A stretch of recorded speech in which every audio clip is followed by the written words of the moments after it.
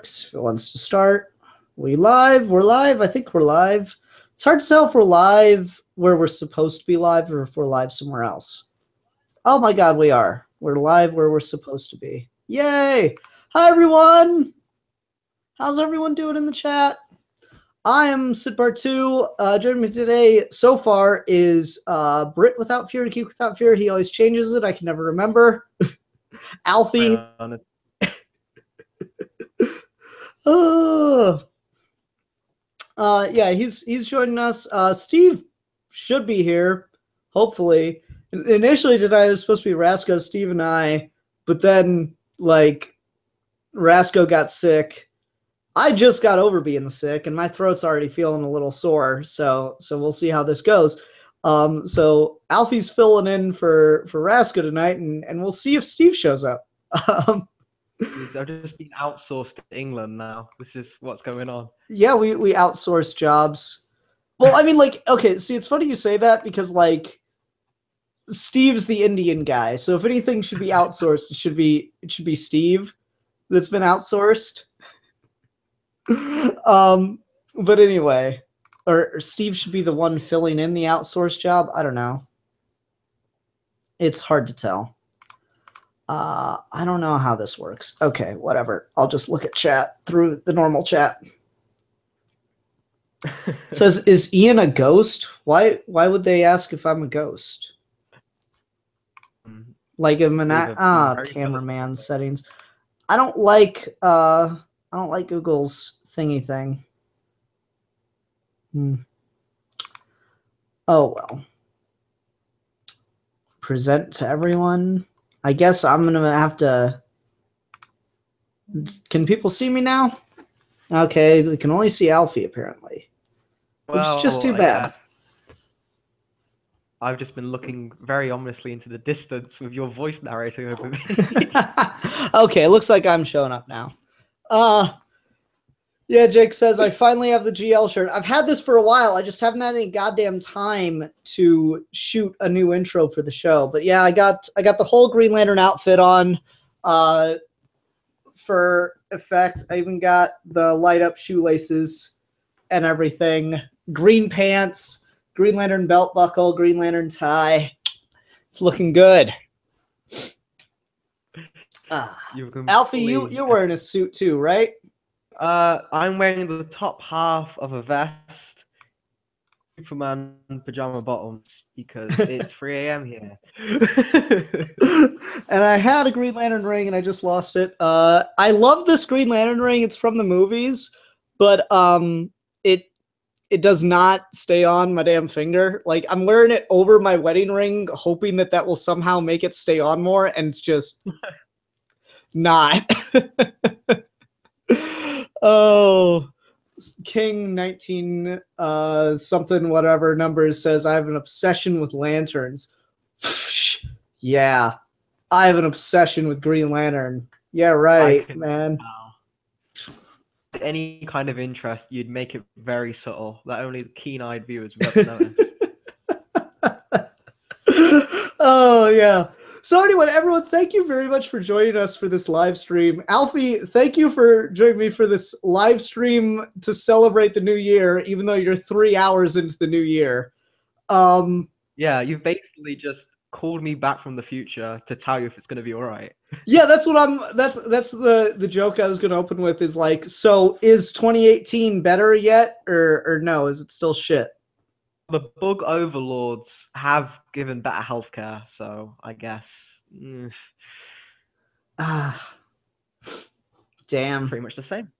Well, what can you do? Maybe next year, everybody.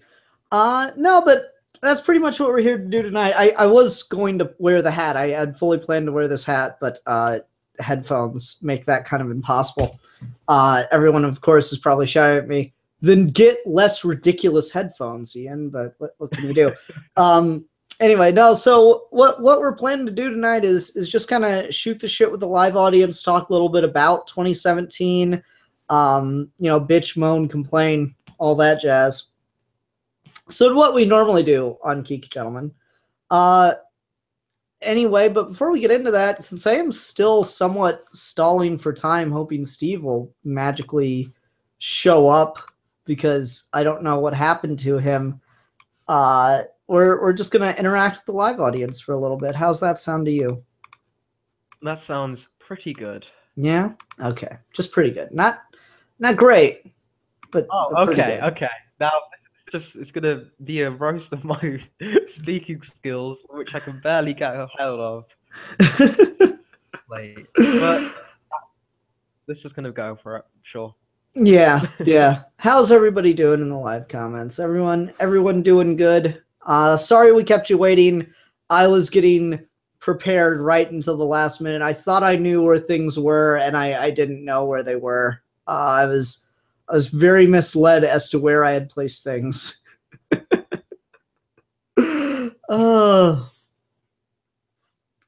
Vacuuminator asks, are we getting drunk yet? I'm not getting drunk. I don't know if Alfie's legal to get drunk or not, because apparently I spend my... I am legal to get Okay. born sober. So Oh. staying up this late and doing live shows is my version of getting drunk. Okay. It's how okay. I whittle away my brain. So Geeky Gentlemen is the drug of your choice. Yeah, Always. no, like, so we, Steve said he'd be here to get drunk. Rasco was planning to get high. But I didn't even know when I invited you. I was like, wait, shit, how old is this kid again? Because for those that don't know, I'm a creepy guy approaching my 30s who just likes to talk to teenage boys on the internet. 19 for now. Oh, for now. Almost past the teenage threshold of creepiness, but still in that fresh creepy zone just for this show. It's so weird. I feel like I'm getting some of that millennial blood because like I keep meeting people who are just exiting their teens, and yet I'm like hanging out with and making friends with them because like that's what happened with Rasco's. Like I just started talking to him like his last year of high school into graduating and all that stuff, and yet I'm just meeting people and talk to them like, man, I talk to a lot of teenage boys on the internet.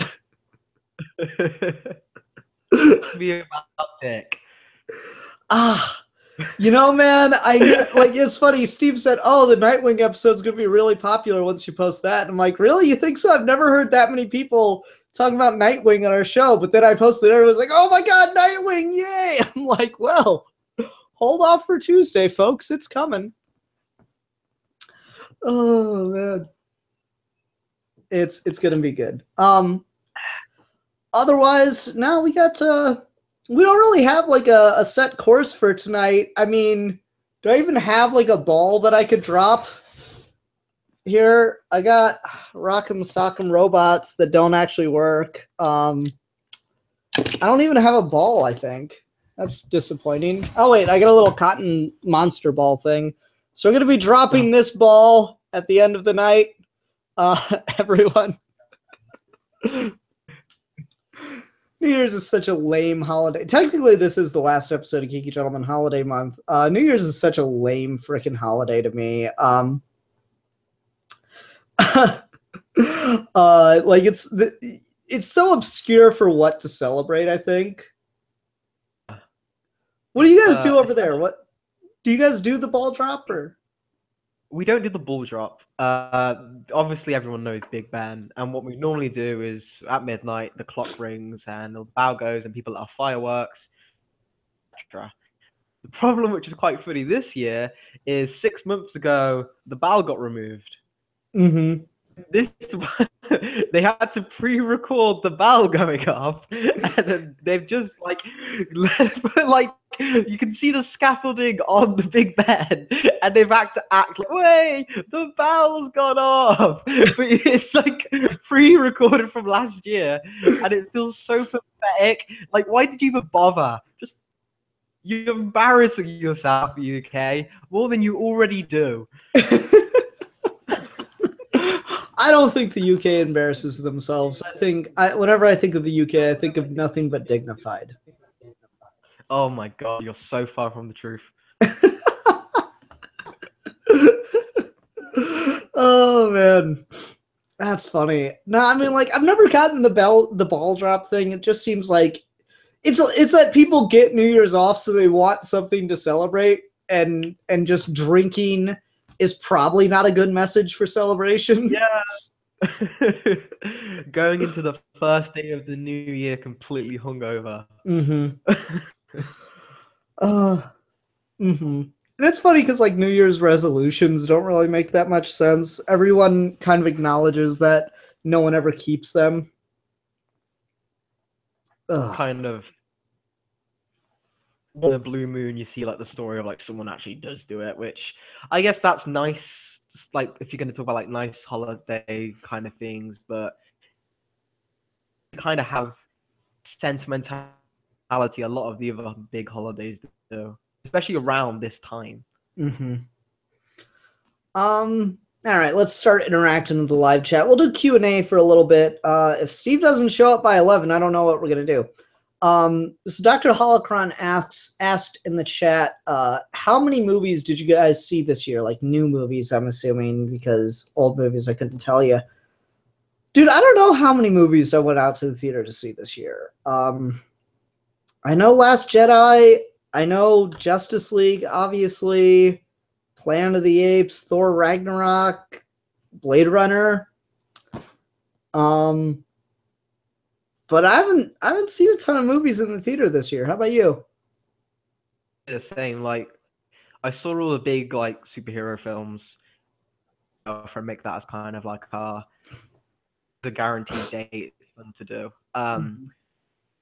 Multiple times actually. I'll probably see Last Jedi more in the theaters than I have actual other films. I saw It with my mum when I went to university for like scoping place out, which was experience. Never really seen a horror movie in the cinema before because I'm very much not a movie guy. Like I'll sit down. I prefer my own home to sit down and watch something. Mm-hmm.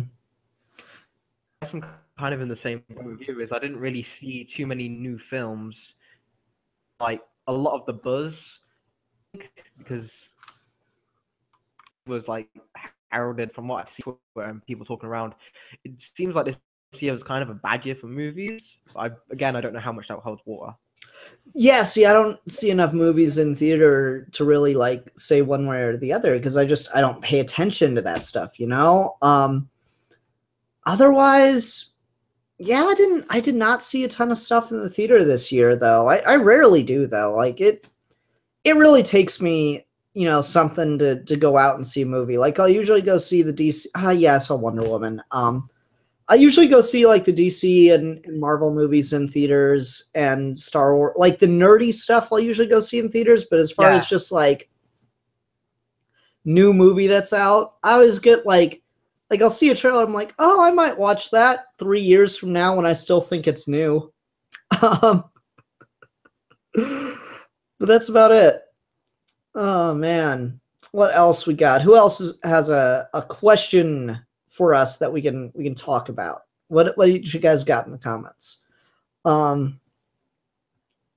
don't know. You said you just watch stuff a lot at home.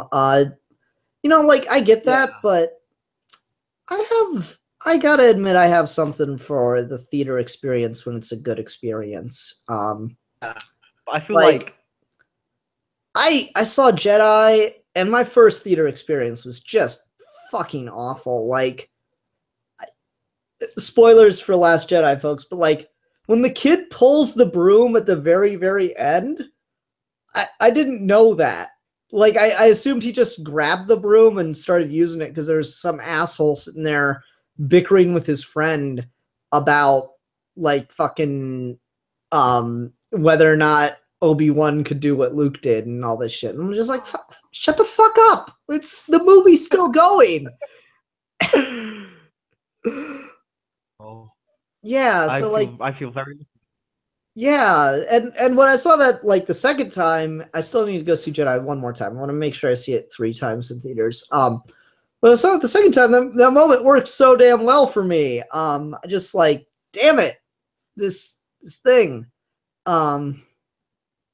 So you know, I don't like it when a theater experience is bad, but when a theater experience is great, it's great. You know.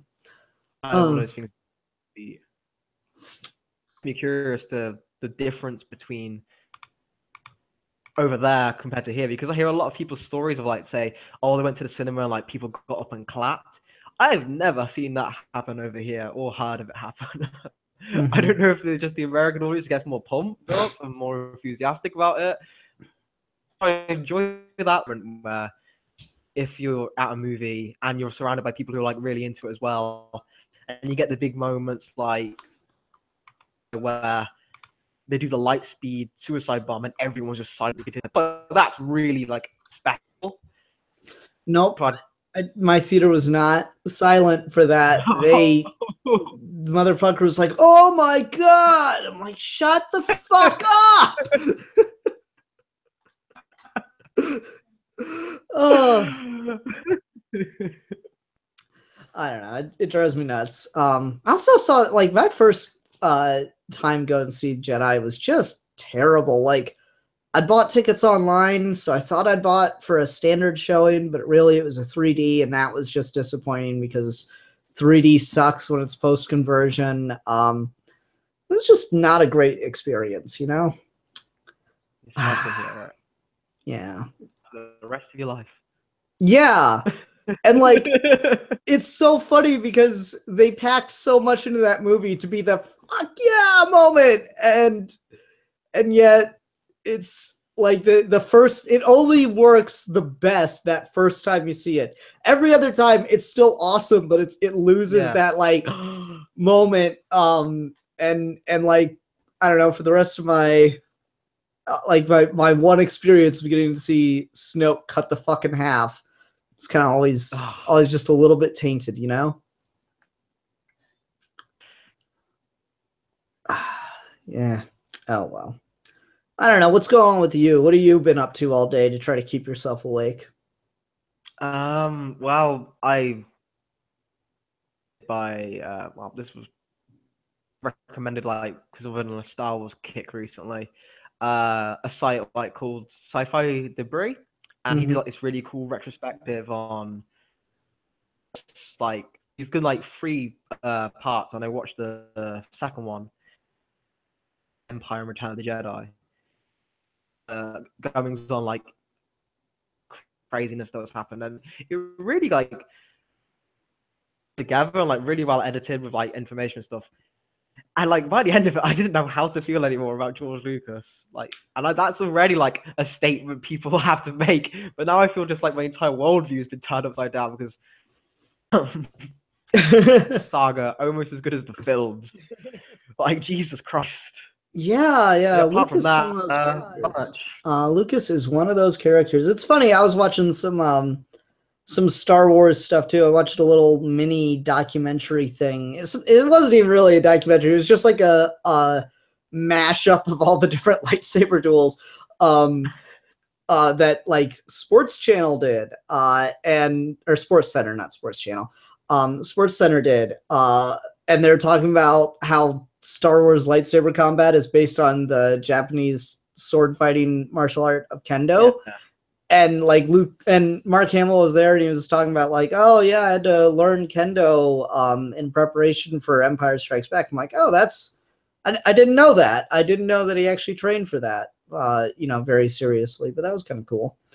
So yeah, it's interesting. I also watched a movie of Battlefront 2's storyline cut together today. I've seen I went on YouTube. I looked up the Luke scenes only just because I was curious about if that tied into Last Jedi at all or anything. I've seen of the entire game, but I feel like happening, but it's just like cool to see. Even though the voice actor for Luke is terrible. Like yeah. Yeah. Mark Hamill's got a very distinct voice, though. It's hard to replicate, despite how many like Joker impersonations I've tried. I don't know. It's one of those things. I've been looking for people asking questions in the comments, but I'm not seeing a lot. So we'll just keep talking about stuff. get someone to listen and ask a question. I You'd be know, you great. bastards. Ask questions. What the fuck are you here for, live audience? Get your shit together. Jesus. People will come and like the questions will just flood. That's all they're here for. Yeah, they're only here for Steve, and Steve's let me down again.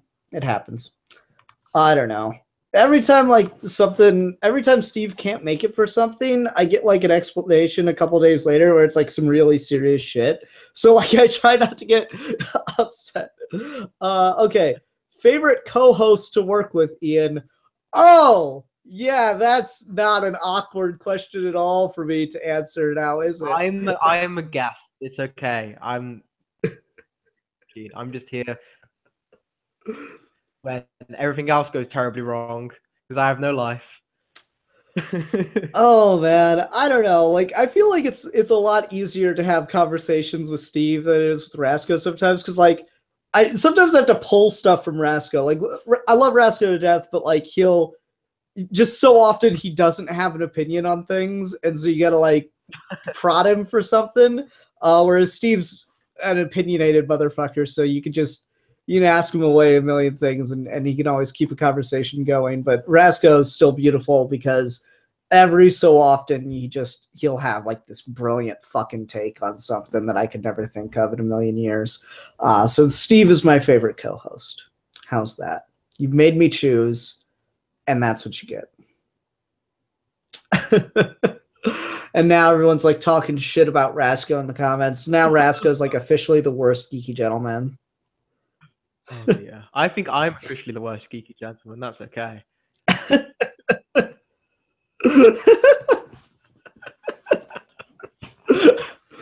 No, I'm the worst geeky gentleman. Ian, after The Last Jedi, I feel like it was a mistake for the new trilogy to return to the status quo, Empire versus Rebel from the OT. Do you think Lucasfilm should have gone in a different direction? No, I don't think so. I think the Force is pretty damn black and white. And so I feel like that's kind of multiplied and expands out through the like rest of the galactic order. I don't know, Alfie, your thoughts? I guess right when it was first like announced that they were gonna like go back to like the kind of like First Order, Resistance, Mirror, and Rebellion, and the Empire, I was kind of like see this before because I do like the whole. I guess, or if they had a vision for like, because that concept does have a lot more stories you could tell than the original trilogy actually did. Doing to justify it, like in Last Jedi, touches on a lot more of like the social implications of what that concept can bring, which the original trilogy obviously never did because it wasn't intended. It's more of a fairy tale, which it still keeps. So like the content, in my opinion, to justify a decision, still always going to be that part of me that wish, unless they're like a TV show like set between 6 and 7, see what the galaxy would have been like after Luke made a new Jedi Order, like in the old canon. Something where you get the prequel dynamic of having all these Jedi around, the trilogy dynamic of having to know what the hell they're doing, like trying to figure out, okay, what worked, what didn't work, etc., etc. Lost potential, but they can always like they've got a nice gap Jedi Order where they can still play with that, and then also like it's like they get to have their cake and eat it. So I think it was a good decision. Yeah, I don't know. It's one of those things where like the First Order is seizing power as opposed to the Empire, which just ruled. And like, of course, Palpatine didn't seize control; he manipulated himself into control, right? And that's just a very different thing. So now it's more of like a proper war is going on as opposed to a revolution. So I think that dynamic is different enough, but it'll depend on what they do with it. Anyway, Joel Davis asked what our favorite episode of Geeky Gentlemen this year was. Honestly, it all blends together so much for me. Alfie, did you have one that you really, really enjoyed? Since I know you're a regular watcher, I assume. Maybe? Yeah. Again, because like obviously watching your channel inspired me a lot to make my podcast. So yeah, obviously Geeky Gentlemen is like how like if I'm working on something, I'll play in the background. In terms of overall episode this year, I really liked the one.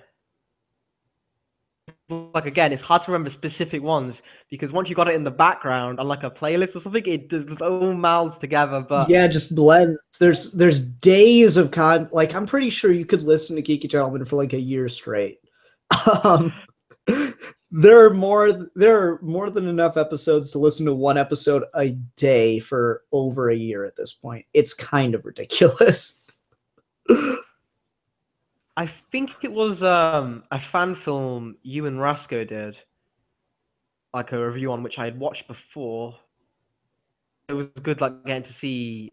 Oh, I forget if you did this year. Superman one where they're sitting on the bench. Oh yeah, yeah, can't remember yeah. now. God, I can't I even had remember the watched that name of that. fan film. Anyone in the chat could like remember the name for that because I really liked that fan film. You guys were talking about. I was like, oh damn, man thing because I'll always go for that because Kal-El is my Lord and Savior.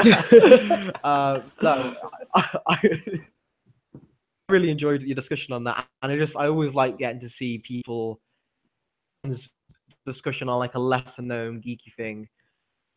All you lovely people watching it, listen to the great Geeky Gentlemen folks as well. Thank you. You know, for me, I really like the episode. Like History Month is the month I look forward to the most now. Ever since we started doing that, I really enjoy just everything we talk about during that period. Get it? Period. Like No, okay, fine. I really like everything we talk about that. I was really interested and excited for the conversation about the bomb. That was heavy as balls to talk about, but man, I really like talking about that kind of stuff. That's just the kind of thing I find really, really interesting to get into.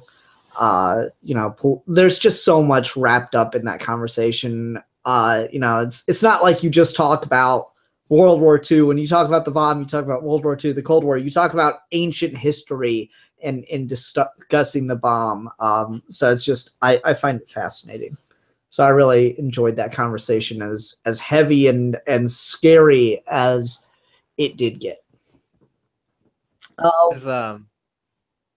To hype up the Geeky Gentleman once more. I really enjoyed that because great dynamic where you have such different like you're all on the same wavelength, but also it's like different frequencies. It's like everyone has different like interpretations and like expressions of like what other things were like right or wrong, which I won't get into here because the but I thought it was really good. Thank you. Yeah, I like talking about this kind of stuff. You know, there are channels I like that get into geeky things, but you know, you can be a geek on multiple fronts. Like so many, and I've been told this before that like I have a good channel, but I don't have like a thing that I'm known for on here. Like obviously I'm a huge Green Lantern fan, but like I'm not a Green Lantern channel. But I don't know, like I follow channels that I only watch for one particular thing, sure, but I get moods and I kind of tune out of those channels from time to time. So something that I like to do is just go on a wide variety of topics, talking about a bunch of different things. And sometimes I like to talk about, you know, actual important shit that you can kind of geek out about. But that, you know, matters a little bit more than, you know, who's drawing Batman this week kind of thing. Jacob Carlson is asking me if I have a Green Lantern fetish. You know, it's not a fetish until you get a glow in the dark green dildo. God. Yeah. And now I need to go make one of those. You know, like it's funny. I get like really, really hype about making Green Lantern stuff that actually lights up and glows and whatnot.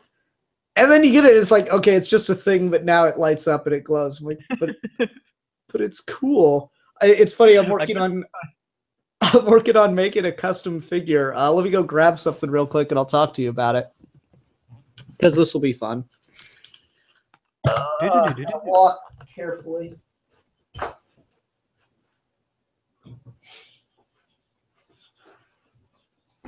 So, yep, he's getting a figure to show off his creativity. And here it is. Don't roll. Oh, hey, look, I got a different ball I can drop. Yay. This is a more substantial ball. We've got this. It all comes together. It was destiny. All right. I give you the moon. This is a gift Haley got from her Secret Santa, and because I've actually got, pretty good lighting, let me just turn this off for a sec. It actually lights up. It's a scale model, 3D printed model of the moon, which is really cool. It goes through like phases of lighting up. And I really like this thing. So I ended up, ordering my own the other night. I'm gonna make a custom figure of Mogo. The Green Lantern planet. I've wanted to make a custom figure of Mogo for the longest fucking time. But every time I think of a way to do it, I get all the stuff and I'm like, this isn't going to work. I'm just going to destroy something. Like even back when my dad was still alive, I even borrowed this globe. I'm going to point the camera in that direction. Could you see the globe over there on the shelf? Yeah, that globe lights up, which is really cool. It's pretty old. But that globe actually lights up, and replacing the light bulb in it is a bitch, by the way. But like it lights up and it's really cool and stuff. And so initially I wanted to use that. And that funny story, that's actually in the Geeky Gentlemen intro. You can catch it real quick, but I've pasted my 3D model of Mogo over it. But I've wanted to make a Mogo custom figure for the longest time, and now I've actually got something I can do it with. So I ordered another one of these, an extra one that actually has a green light in it. So I'm really excited to finally get a custom 3D model of Mogo together, or a figure of Mogo together. Yeah, and look, I now have a ball I can drop tonight. Yay! Jacob Carlson is incredibly impressed with my 3D model of the moon. So that's cool. Well, it's Haley's 3D model of the moon, hence why I'm not going to be customizing that one. That's one reason. The other one is because it doesn't light up green. But once again, you do all this work with the Green Lantern thing to make sure, it'll glow green, and then all it is you get, light up shoelaces that you're wearing underneath the desk. Also wanted to mention, I am wearing Green Lantern socks too. It's the details that matter the most, folks. It's the details. Yeah, no expense spared. Joel Davis says, build Mogo and Starkiller base and have them fight. I don't care if that doesn't make any sense. Actually, you know what I should do? Let me see here.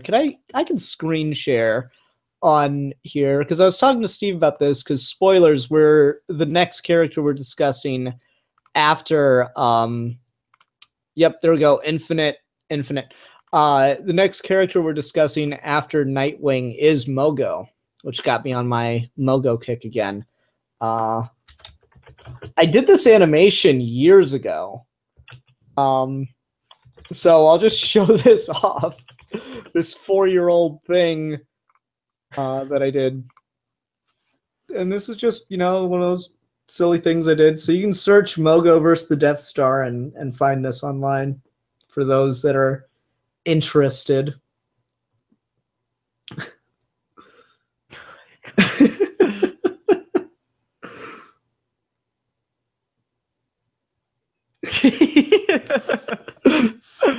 Oh, that is awesome. Thank you. I was quite proud of that. Oh, man. And there's Part of me just wants to edit in before the impact, just a clip of Tarkin.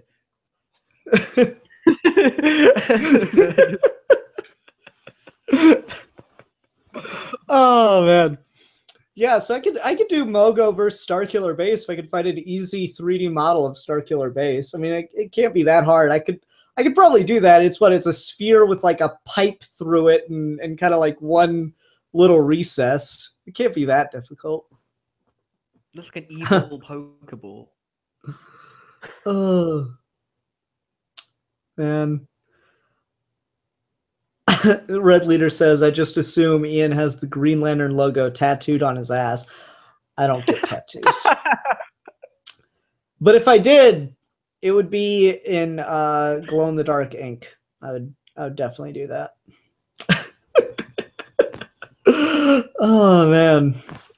Let's see here. Did we miss any questions? I don't think we missed any questions. Oh, man. How's everyone doing in the comments? What are you guys up to? Oh, we're 12 minutes past 11. I don't know where Steve is. I'm going to give him one more call on the old Selly Telly. And why don't you entertain the folks while I do that real quick? Okay, Alfie?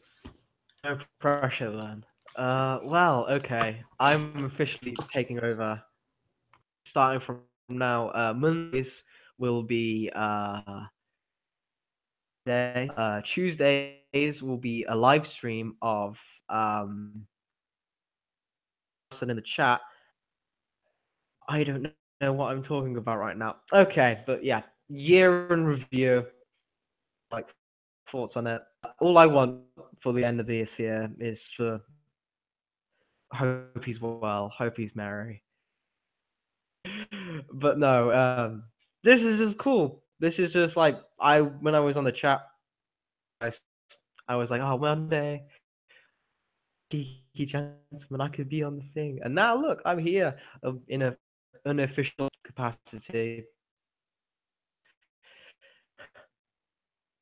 It's really an honor, and I get to make my own stuff now. So it's judging by not so much. It's a shame, but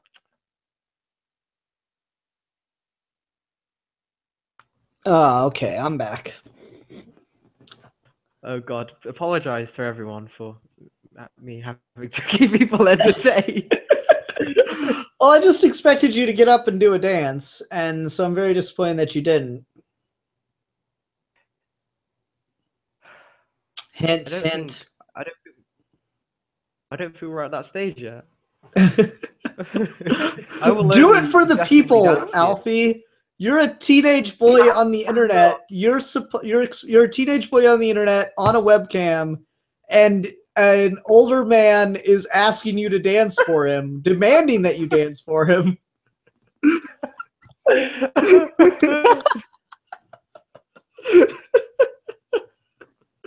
Oh man! Fucking damn it! I've gotten to that point where now I'm the creepy old guy. I'm okay with this. The year of sexual misconduct scandals. Of course, Geeky Gentlemen need more. Geeky Gentleman was not immune.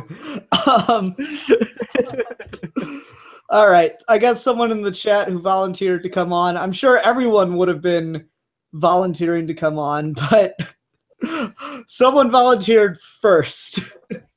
And so it looks like Steve is not making it. I don't know where he is. Everyone give Steve your thoughts and prayers. Oh, man.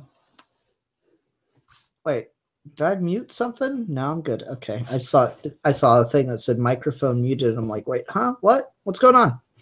Anyway, so I just sent Vac the link so Vac can come join us, and this will be a very random episode. This will be Vac's first episode of Geeky Gentlemen. It'll be a special live show. This live show thing was not meant to be as half-assed and thrown together as it is now appearing.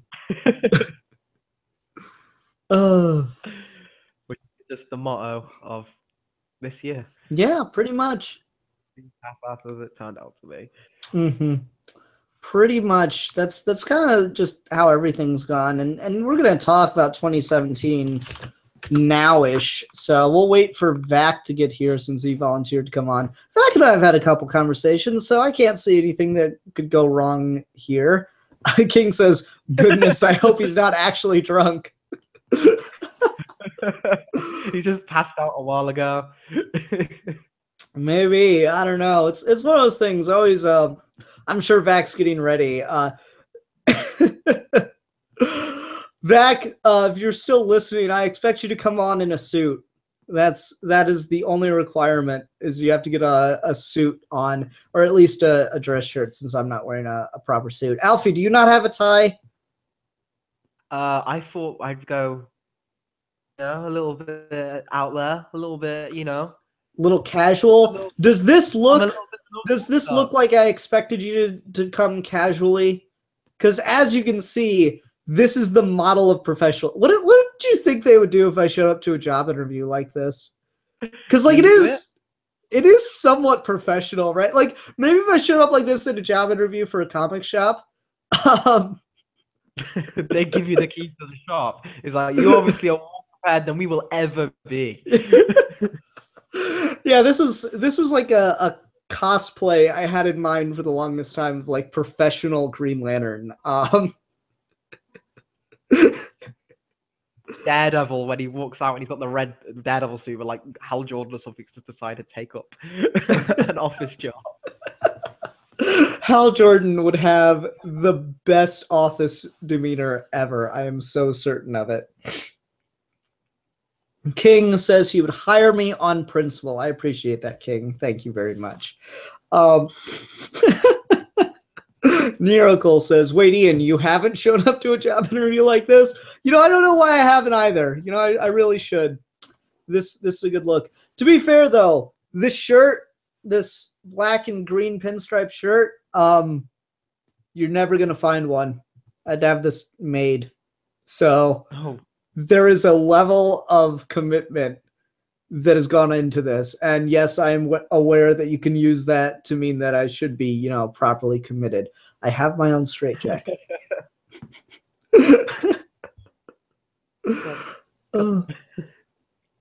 It's funny. I was talking to a guy I was working with at Chessex, the dice place, and he said, "Oh no, I didn't wear a suit and tie to this interview." I'm like, "What? Would you show up?" And he's like, "Oh, pretty much just what I'm wearing." And he said that wearing like a wife beater and some like jean shorts, and I was like, "Oh my god, oh." Oh.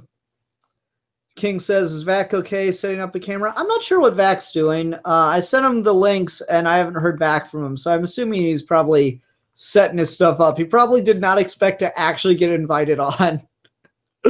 Does anyone else want to come on? Do we want to just make this a giant live party? I'm okay with that. Can I post a link? Like, am I allowed to post links in the description? Yeah. Hey, look, if anyone would like to join, the only requirement is you have to have on a suit.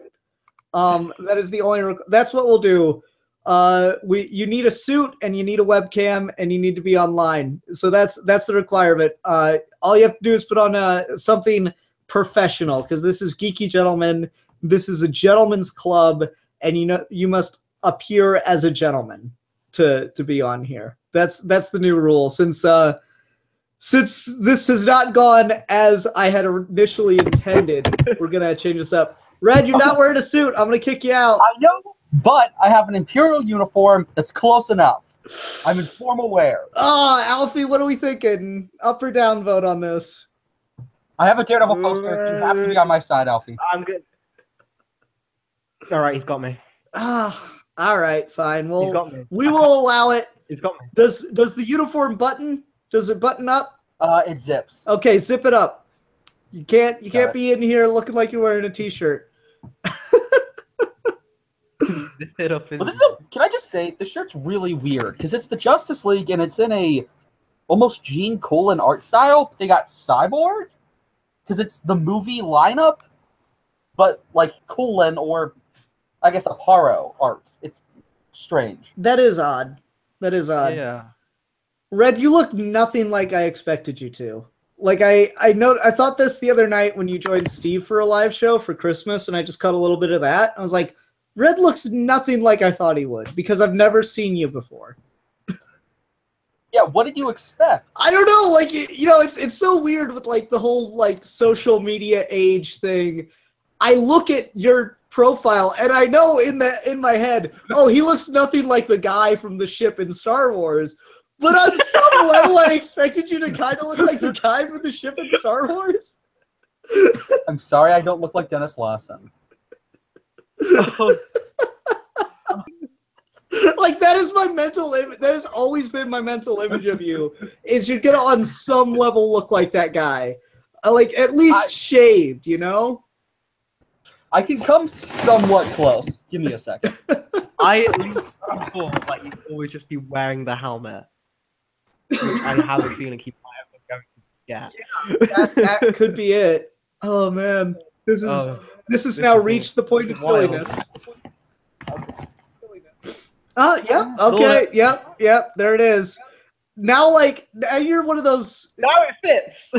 Well, like, okay, this is like the mean joke, and I swear it's more about the beard than it is the heft. But you should really just change it to Porkins. Joel, yay! We got a suit jacket on from Joel. That counts. I had to get this out of my closet. And this was like last minute. Cole, Well, if you're watching us in the chat, join us. Get a suit. Yeah, get a suit, get a webcam, get a microphone, and you can join the show. That is the rule. Get crazy. I'm grabbing another prop. Oh, what's Red getting now? Is this just going to become the props show? I'm okay with that. I got props in my room too. Everyone's gonna. Yeah, Come on. we're not. Oh my God, he's got a porg. Cute porg. Aw, he's got a Likes porg. I can favorite. go get a lizard. The lizard's cute, but he's very tired right now. He gets like tired around 6 o'clock. It's kind of pathetic. Oh, that's awesome. Oh, poor Yeah. guy. Has dreams of being a giant lizard attacking Tokyo. Yeah, pretty much. That's my headcanon. Yeah. You know, it's funny. I finished watching through Community recently. This image looks really wrong. I finished watching through Community recently because someone at work was telling me I needed to, and like there was a moment that really, really cracked me the fuck up, where he's like, "Oh, what did he say?" It was Abed, and he goes, "Oh, I was filming Leonard walking through my apartment naked, attacking a bunch of lizards. It was called Reverse Godzilla." And I'm like, "Oh my God, I still want to see that movie." You could do that. I could film that movie. Would everyone be okay with that? Is that something As long as people want to there's see on the Simplicity channel? harmed in the making of that film, I'll be okay with it. They'll sign little contracts. Oh, little lizard contracts. Oh man. In the overseas version, you get a little lizard in a news anchor outfit to report on it. Understand? Raymond Burr's lizard. That'd be amazing. Oh man. See, this is one of those things, like, this is turning into more just as a live hangout event, which I'm fine. Dr. Holocron, you can join as long as you got a suit Is this and a working? webcam. Hey. Yep. Hey. Hey! Hey, Okay. Vac. Wait, you're not wearing a suit, Vac. I need you to go put on a suit. I don't own a suit. Do you own a dress shirt? I have a suit. I own a plaid button up. Does that count? Yeah, go put that on, and then you can come back. All I right. have a watch too, if that counts. Yeah. Wait, hold on. Everyone's talking too fast. Let me see Jacob. Jacob, say some shit. Hello, people. Hi. Squad. That counts as a suit. Yeah, that counts. It's dressy. It's, you know, this is your interview for Geeky Gentlemen. What's my hourly rate? Or are we accounting for inflation here? Is my minimum wage going to be $22? No. We're playing you in an internet cryptocurrency. It's called Geeky Gentlemen bits. You know, hold on to them. They might be worth something someday. Someday. They are only good in the land of geeky gentlemen, where Ian is president, vice president, and secretary of state. Yeah, King's like, this is not what I was expecting. Neither was I. I had a completely different plan for the evening, but we're just kind of going with the flow of it. I hope everyone's okay with that. That sounds like an appropriate summary of 2017, though. Yeah. Oh, no. You can go back and watch the episode of Geeky Gentlemen we did just talking about 2016. And I said, 2017 was going to be worse, and 2018 was going to be worse than that. So, All right, so Geeky everybody Gentlemen, New calm Year's down. going to get more chaotic as the years go by. We can end all the riots because your Lord and Savior, the Vacuumator, is here, and he's a little drunk, and Huzzah. he's got a promo to cut. Can he cut a promo real quick? Sure. Okay, so let me tell you all about a little web browser called Mozilla Firefox. I've been using this web browser for like, I don't know, 10 years? It's been my preferred web browser forever. When Google Chrome came along, I said, no, I don't need that shit. I got Firefox. It works just fine for me. It's got the layout I want, the layout I need. It's got all the features I want. I don't need none of your Google shit. But, I'm sorry, can I swear? Yeah. It's Okay. Geeky Have you Gentlemen. not watched an episode of If you Geeky don't Gentlemen? swear, it's an motherfucker? Not in a insult. while. Yeah. I've been busy, okay? Anyways, back on the topic of Firefox.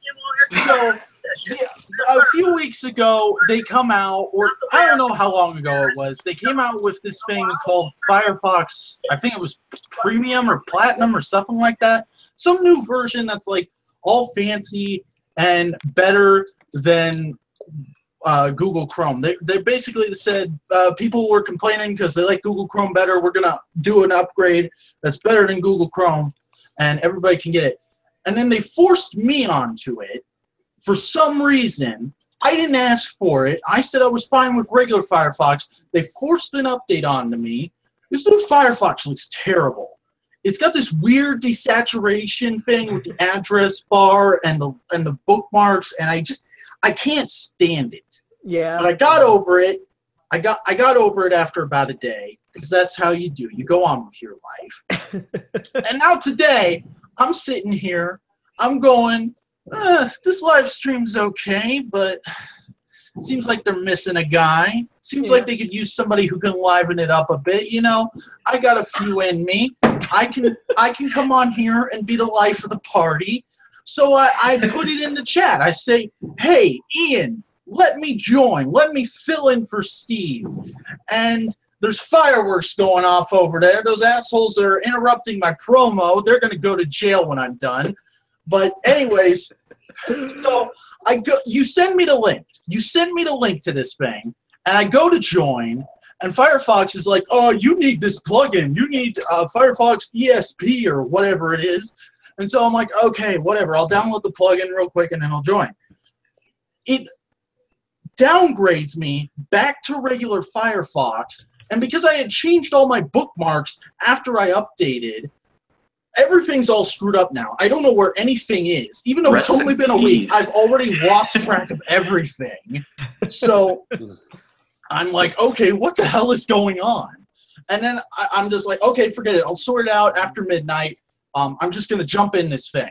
And so I go to do that, and it's like, you need Google Voice. You need to install another plugin called Google Voice in order to join this call. And I'm like, okay, we'll install that plugin. Yeah, So yeah. No, trust me, I understand you. It is complete bullshit. Like I've had to be running live shows off of fucking Internet Explorer of all things. We'll get there. We'll get there. This is not even half over yet.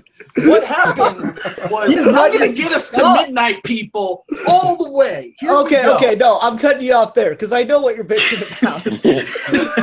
This is the we all thing. do. Like, since I'm talking to mostly teenagers, again, I'm the creepy old man talking to teenagers tonight. I'll let you all know.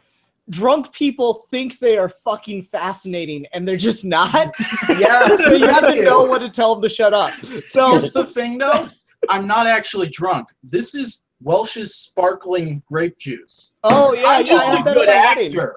You broke the illusion. Yeah, I had that at my wedding. Actually, that's The funny. Vacuumator always thinks he's fabulous and fascinating, apparently, then.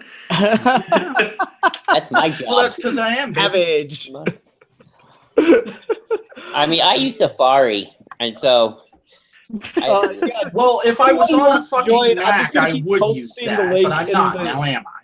Anyone who wants to I'm a join, I'm just going to civilized keep human being. posting the link in the description. So feel free to come on. But you know, there are this is going to certain become just requirements. an orgy of voices now. Yes, it will, and you will all love Sausage it. Fest. Hashtag Sausage Fest. I better Yeah. see that in the comment and the stream right now. Better be seeing that shit. I'm wondering, Ian, what are your YouTube analytics? Do you have any female listeners? I've got a couple. They come and go. It's one of those things. I'm kind of aware that I'm mostly a male audience, though. I'm that does not surprise me. Hey guys, I'm on TV. Yeah, hi, Oh, hi, boy. Dr. Holocron. All right, hold on. Let's before anyone else joins, let's go. We got me. We got Vac. We got Red Leader. We got Nero Cole. Yo. We got Joel Davis. yo. Got Jacob Carlson. What's poppin' though? Alfie is still here and has gone really silent, which is not surprising since it's like what 4:30 in the morning for him. Being I just don't respectful. want to interrupt anyone. I've talked enough. Everyone else gets the chance. Yeah, and then we got Dr. Holocron here, who's not wearing a suit. He's wearing a fedora, and that's Because really, that's the next best thing. yeah. I said interview appropriate, y'all. I'm just saying. Hey, I dressed up for this, okay? I got ready for this shit, okay? Yeah, I literally- I was trying to install a I plugin. took this sweatshirt off and got dressed Yeah, for yeah. this. I made my mom get me this suit. It looks pretty nice. I'm wearing a shirt underneath it, but the suit works. Real Mano is in the comments, and he says, "I require at least one female involved with any orgy I join." And this is why I don't have a Put a huge female female in audience. now. It's just gonna look like a Pornhub video. Also, all white dudes. Just a bunch of white. Hey, I'm adding color to this fest. Hey, you don't know. Okay, I'm white. Yeah. Yeah, you know, I am adding color to this fest. But okay, I mean, I'm technically Latino too, so I'm just very white-looking Latino. So Yeah. I'll have you know, I am the most unholy mix of white people. I am Scottish and Irish. Damn it! Oh, I am God. Irish, Hispanic, and Native American, so if I ever start drinking, it is fucked. And I can make that joke. No one else can. Totally. Yeah, exactly. I don't know. Shit, how do I get it to go back to like just switching camera now? Because oh no, that's the screen share button. I gotta Red. admit something. This is the first time I've ever used Google Hangouts. Red, so- can I just say Google your beard Hangouts is are amazing? terrible. I never Thank you. use them unless people invite me to be on their thing. Yeah, no, it is. It's awful. No one likes Yeah, this. I gotta It's tell the you, worst. Ian, when you were complaining about it at the beginning of the show, I was like, oh, somebody should introduce this guy to the joy of Open Broadcaster because it is the superior way to stream to YouTube. I'll teach you about it sometime. I got a thing that I use for comic reviews because I don't like the grainy quality of like this. For some reason, it looks better now when I'm hosting like 17 people, but I don't like the grainy quality when I'm doing comic reviews. And I try to like show the panels directly to the camera as I'm talking about it. It just looks like a mess of square pixels. So like I started using this other thing, and it's not bad, but it's like, you know, now when I do it, oh, it's like crisp, clear quality, because that makes sense. Also, Ian, I agree with you. I totally got used to thinking of Red as a Red Leader and Tilly's from the movie. Right? Yes, And, like- I had thank you. okay. I'm gonna be honest. I had no idea you were Red Leader until Ian said you were Red. And Joel and I do videos with this man. You have no idea how long it is to sit a year with him just seeing Wedge's face for a year. well, I've known for a while now. 2 years now, actually, for you guys. Yeah. I'm no seriously- longer Red. I'm no longer. Yeah, they're like, I hold out, like, Cole doesn't even know my name. I kept hiding that. I revealed it in the Steve thing the other day. Yeah. King's sitting here making fun of me. He says, Ian, you're adding 10 more people than you actually have. Oh, you just wait. I've posted the link to the live stream in the thing. People are going to come. I would like it a yearly tradition, Somewhat Ian. authentic. I wouldn't didn't mind doing that. Like, I wasn't sure what this was going to be. I figured we'd just bitch about 2017, and I keep meaning to get around to that, but then I've added I was just about to do that. Watch I 20. was seriously expecting Steve to get on his soapbox and Rasco to just quietly sink into the background and for it to all be hilarious. Oh, yeah, that's That's what I was planning too, but that didn't happen. I Come have a watch, topic. come watch 2017 people bitch about 2017.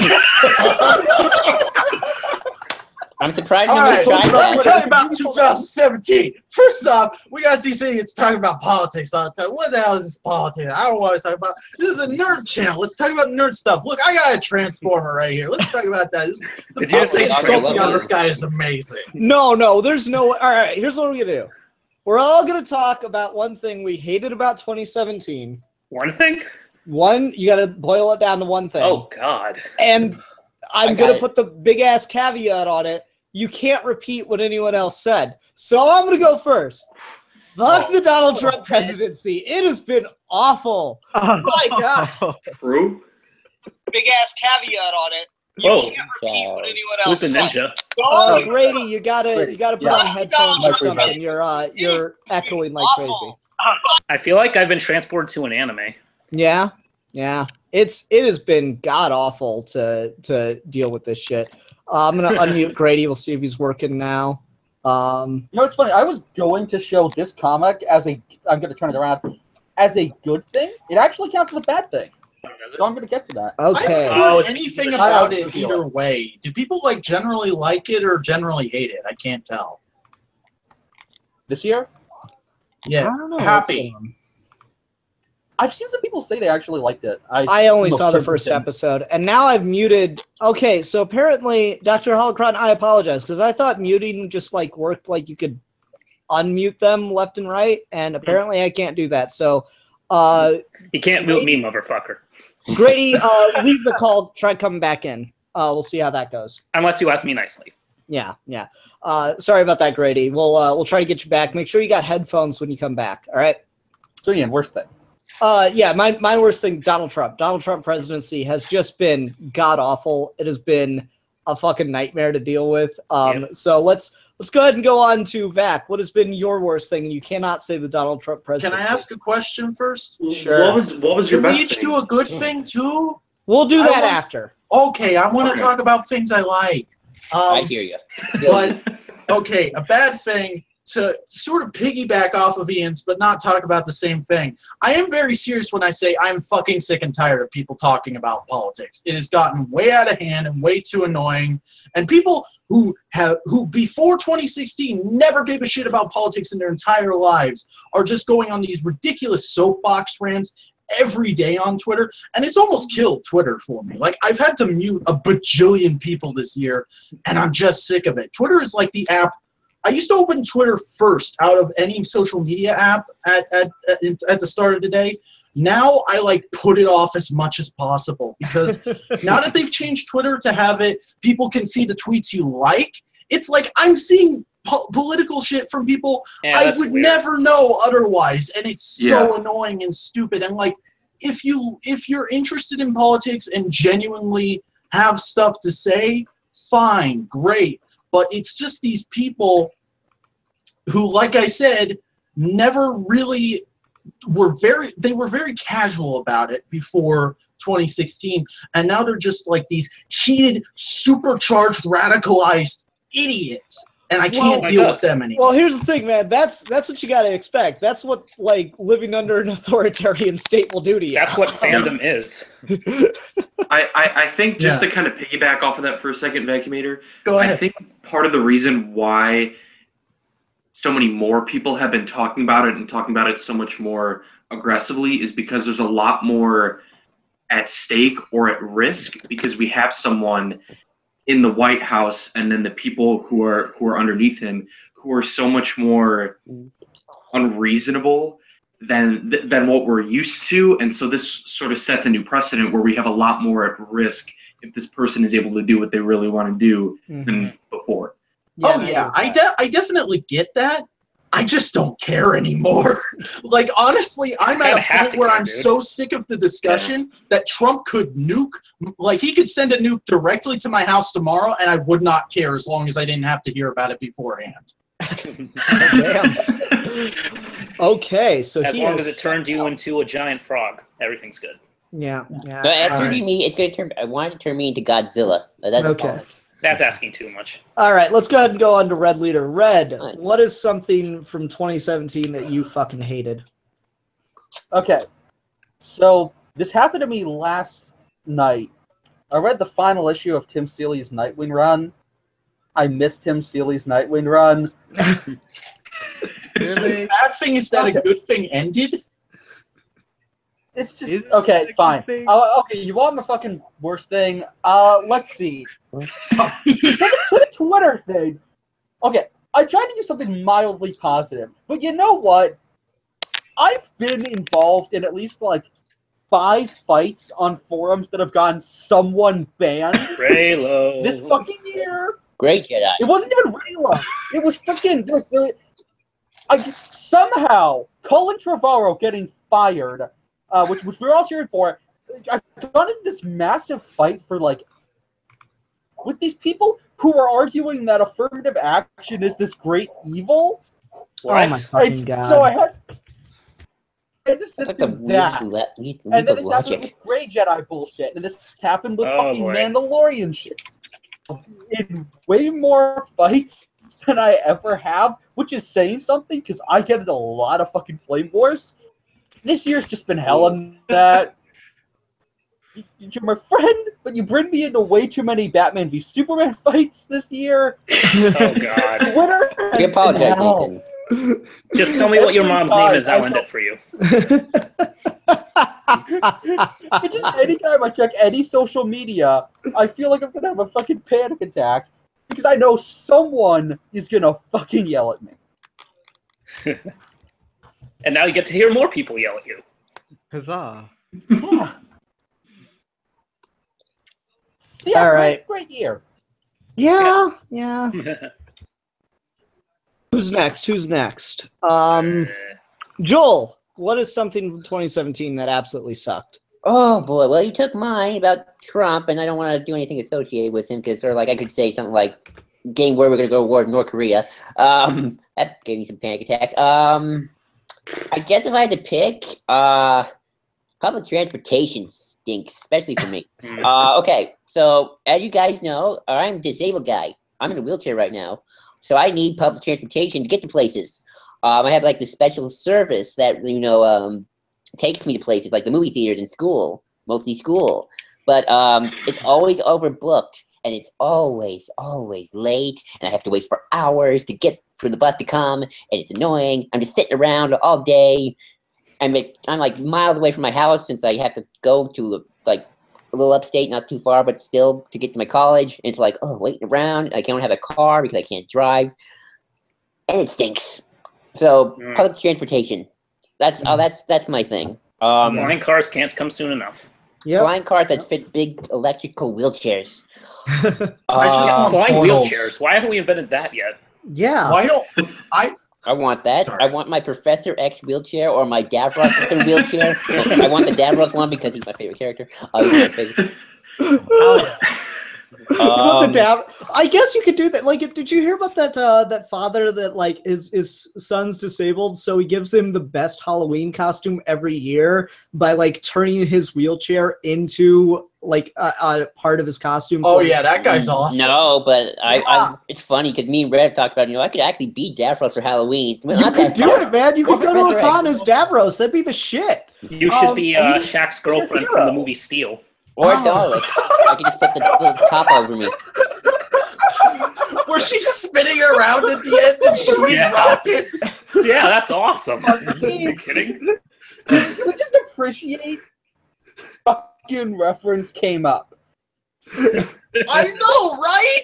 Nobody talks about Steel anymore, and it's the dumbest movie. Okay.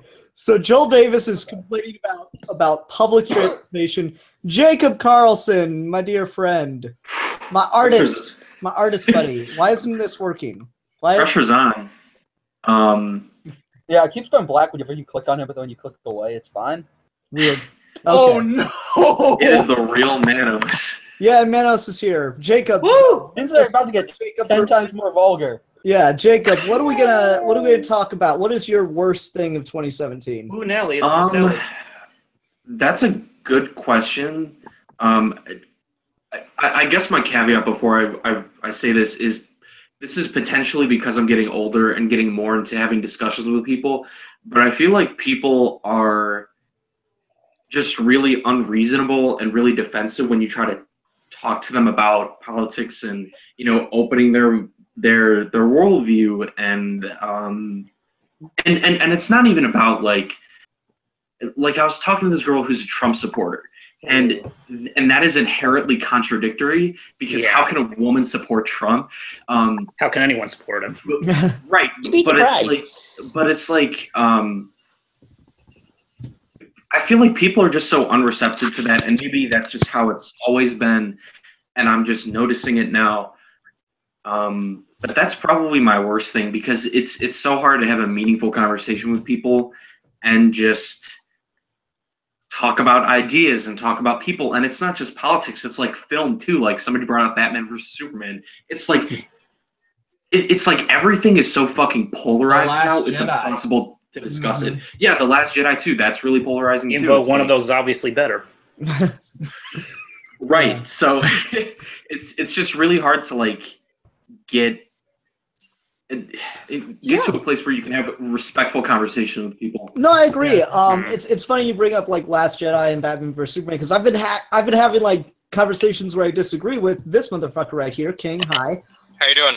Yeah, like he and I have been having like several conversations on Twitter about Last Jedi, and we are very opposite sides of that divide. But you know what? It's totally respectful. Like we're a little poking fun at each other, like in a friendly way. But I don't feel like being an adult. Yeah, I don't feel like I've like replied to King, and I'm like, being. this motherfucker right here, I'm gonna take him down. Well, and I think Red brought up like the Twitter wars earlier. That's why I don't really say anything on social media anymore, because it's like I just don't want to get involved in that because the odds of you changing somebody's mind over the internet are so slim. There's just no fucking point to it. It's like trying to walk through a steel barrier. Yeah. Oh, I feel you. That's the reason. Hold on, let's just see some Manos. You here? Ah, man, Manos has the hardest time with And Nathan Snyder.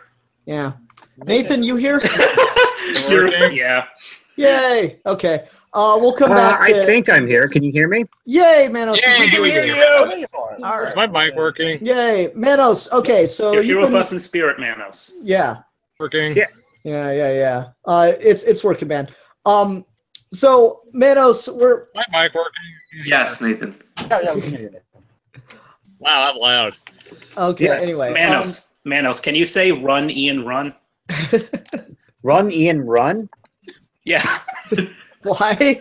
Did I hear that right? That's what Obi-Wan says to Luke. Oh, okay. Oh, good. They gotta say it like this. You must say, run, Ian, run. Yeah, I'm having a little trouble here. I can kind of hear everybody. There's some weird electronic buzzes, and my camera doesn't seem to be working. Yeah, it's not. Oh well. I guess that's what I hate about 2017. My fucking camera doesn't work. Yeah, you've not been able to do any live shows. It's been disappointing not seeing you anywhere. Make Manos' camera great again. Yeah. Note to self: But make hey, Indiegogo I want to page kind of for chime Manos in to on get a that new laptop. that topic you guys were just talking about, the polarization of everything. It really does seem like, I think this is filtered down from politics, to be honest, where you can't have a simple conversation about serious political topics because we've identified ourselves so sharply with these issues. And I think maybe over the last generation, that's kind of transcended to geek culture. And instead of talking about like, hey, would it be cool if like Hulk and Superman fought? Now it's like, hey, I think diversity is ruining Marvel. Fuck you. Yeah. And that's pretty much, I can't get in a simple conversation anymore. I miss the days where I could just talk about it. The movie's good. Now it's like, geez, fucking Oh, like God, I trying hate to ruin the country, and I think a woman should be the lead of a Star Wars movie. I just I'm just sick of this shit. For the first time in a while, I'm scared to I'm get so into a tired of conversation at a getting comic in shop. like painful arguments over every fucking thing movie and every fucking comic book. The thing about it is those kinds of people have always been around. It's just because of the internet, they're a lot more vocal now than they used to be. Yeah, it is. They have been emboldened. Yeah, the best and worst thing about the internet is that it gives everybody a voice. Yeah, and here I am giving my And I'm platform grateful out for to that, all these 'cause we motherfuckers can all talk. who I don't. I generally like all of you. I've had interactions with all of you that have been generally positive, but like I am so fearful as I open this up for anyone to join that someone's gonna get on and be like, yeah, let me get this drunk guy in a robe on my live stream. Yeah, like I'm so afraid that like I give this live stream platform, someone's just gonna get on here and be like, you know what really grinds my gears? Black women. And I'm just like, oh, how do I hit eject? Oh no. Mute. Now, Ian, here's the question: would that be better or worse than somebody pulling their dick out? How about we do neither? You know, we were that actually brings up. honestly, we were just talking about how I don't have enough of a female audience, and I'm not sure if that would help or hurt that. Hold on. What's that? In my case, it'd probably kill them. What's that like? Stream chat thing that people do? Oh, where it's Chatterbait. like a web- Yeah. Omegle. I was on that the other Omegle, night. yes, That's a fun yes. website. That actually brings up a funny New Year's story. A couple of years ago, it was like 5 o'clock in the morning, and on New Year's Day, and my friends and I were waiting for this breakfast place to open. And so my friends decided to pass the time by going on Omegle, and we actually made it through an hour of just skipping through chats without seeing anybody's junk. And I felt like that was an accomplishment. That's a miracle, is what that is. Yes, please. This will increase my female audience. Let's talk about pornography sites. I say that knowing if you want, I can open up my bookmarks. Yeah. No, I say that knowing that I'm actually planning to do an episode with Lo in the future on a subject that is virtually pornography. So that'll be fun to talk about, and I'm sure everyone will be very excited. You can invite me if you want. I've got stuff to say about that. Yeah. Okay. Let's see here. We were on Alfie. Alfie, what is your worst thing of 2017? And keep in mind, you only have 7 minutes to get through it. Oh boy. Okay. Well, this one's not going to affect any of you because this is totally a thing from just across the pond. But it kind of ties into what you were saying earlier about politics. I'm really disliking how the media, press, is really portraying a different view.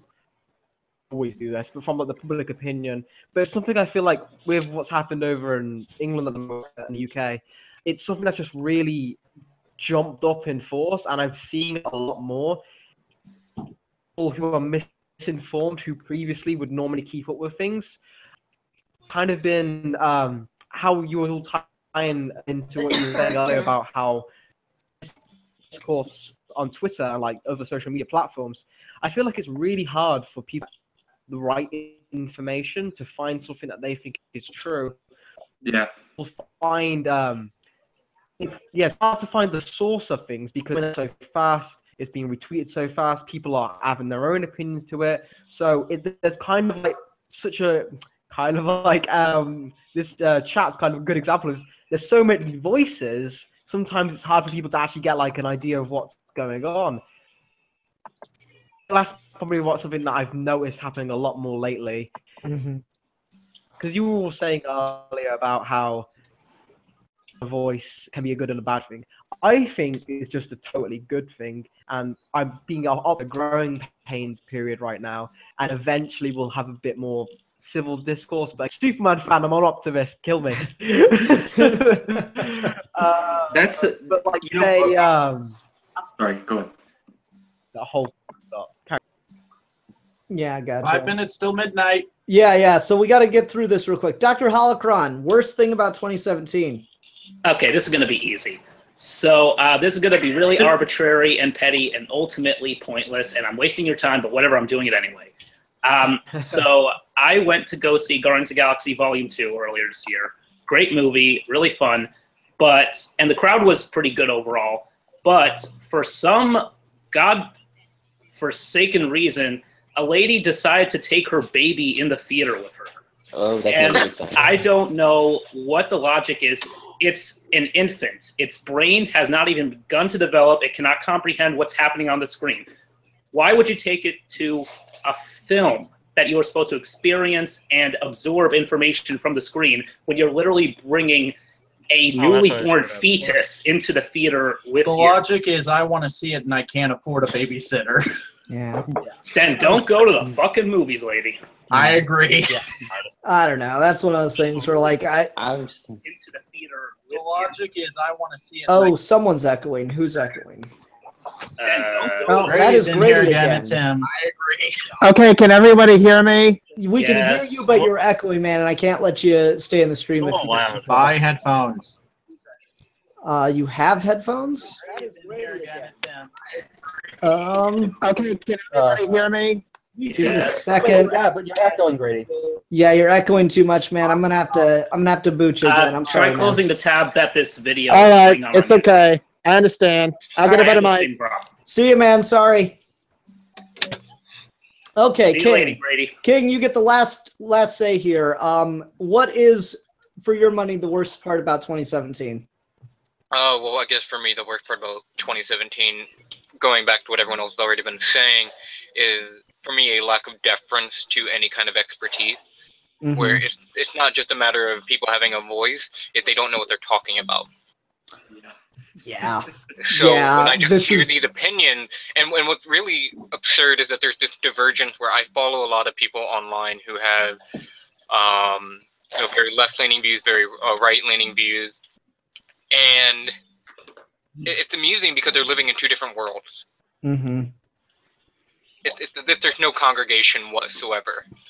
No, So it is really the case. Like, people have their own sets of facts now, and what do you do with that? Like, you know, it's funny talking with people about the election because I heard people saying stuff like, oh, well, Hillary Clinton and Donald Trump are the exact same thing. I'm like, you know, I don't like Hillary Clinton, but something tells me that if she were president, I'd be having conversations about, like, okay, can we stop global warming, but incentivize companies to do it for me, as opposed to what is truth? You know, Yeah. like, that's the arguments we're left with now, and it's just it's so fucking ridiculous. Something that Bill Maher said during the election was people have to know the difference between an imperfect friend and a dangerous enemy. Trump talking about Hillary and Trump respectively, and I think that's absolutely true. That statement that he made is quite problematic because he was talking about that in regards to a woman from Black Lives Matter. And, like, there was this controversy around her being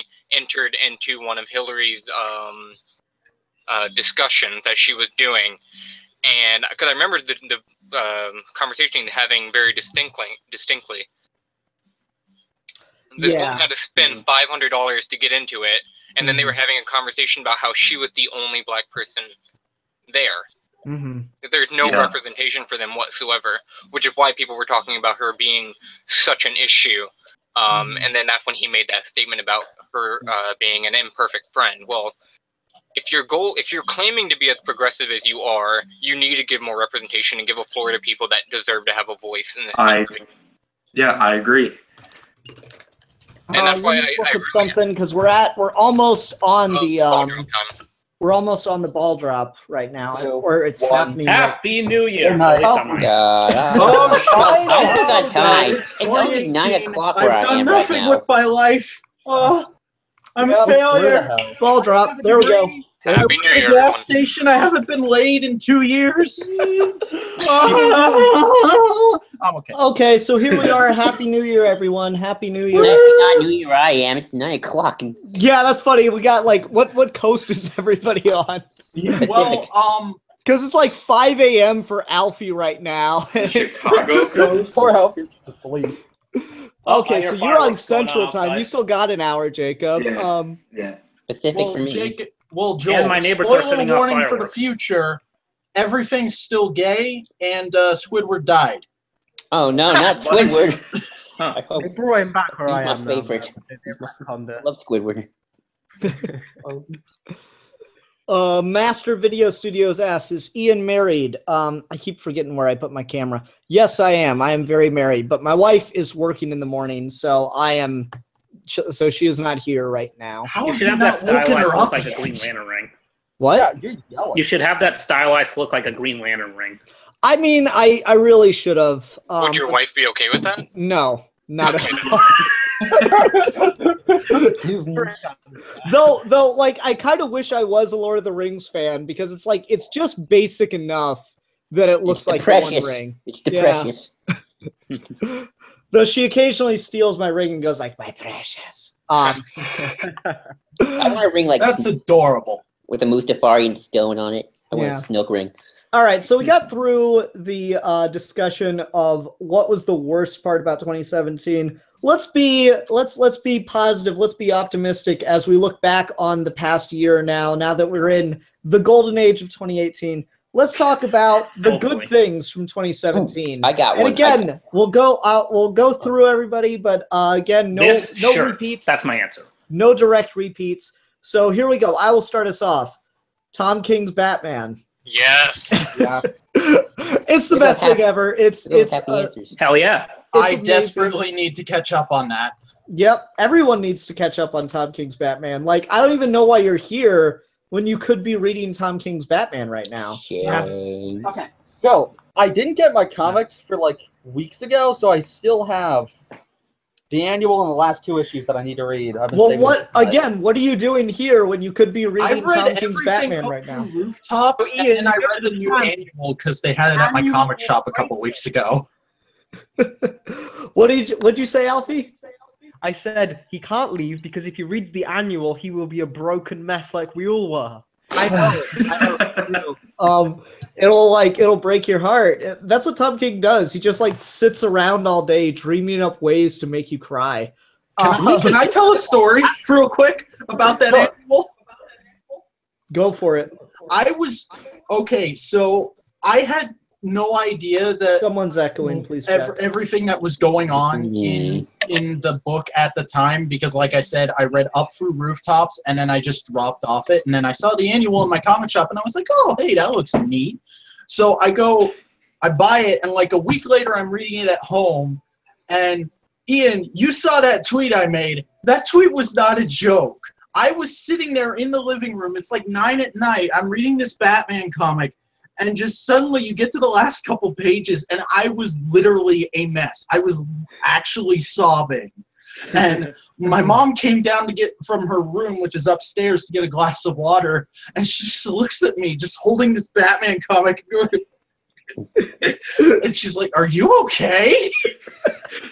And I was like, "I'm fine. I'm reading Batman." Jeez. Oh, fuck! I just realized what my worst thing this year was. What? Len Wein died. Yeah. That was a much more mature answer. Yeah. Okay, Red, what is your best thing of 2017? Okay, so carrying on the same thing as Ian. Mr. Miracle. Miracle!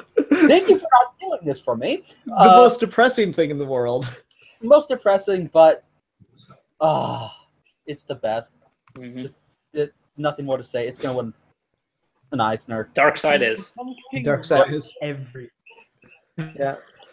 Joel, what is your best thing from Okay, so this is cliche, but it's got some history to it. So, Last Jedi, but also the Megapod I did with Red, Cole, Deadpoolzilla, Doc. Who else was there? Did I get everybody? Cole. You were there, and you were there. Yeah, well, but there's a reason for this. Okay, so 2 years ago, Last Jedi speculation was the first video me and Red ever did together. And this was like, was it like a month after Force Awakens came out? I think it was like early February, barely 2 months. So the thing about it, why this is my best thing, is because this is a year where it's finally like, it's full circle now. Like, that was my first ever YouTube video, my first ever podcast I did with Red, and now here I am. Yeah. And I did that Megapod with like 4 other people. So it's sort of like, that's a big journey to speculating about Last Jedi back when we knew nothing, to now just reviewing it and enjoying ourselves. So that's that's a big mega journey. To summarize, hanging out with friends. That's nice. That's Yeah. sweet. Jake, how about you? What was the best part of 2017? I'm gonna go a little bit more personal here, because I graduated from community college earlier this year, and now I'm at a university. So I'm one step closer. Congratulations! Thank you, to being done with school, so I can actually like focus on my art and try to get a career where I'm drawing. And that's made me focus a lot more on my art in my free time and take it a lot more seriously. And I'm already seeing a lot more improvements, even though I'm not able to draw as much as I would like to. So that would probably be the best thing, that I'm getting closer to my dream, and that's that's an everyday thing. I know what you mean, man. I can't draw for shit.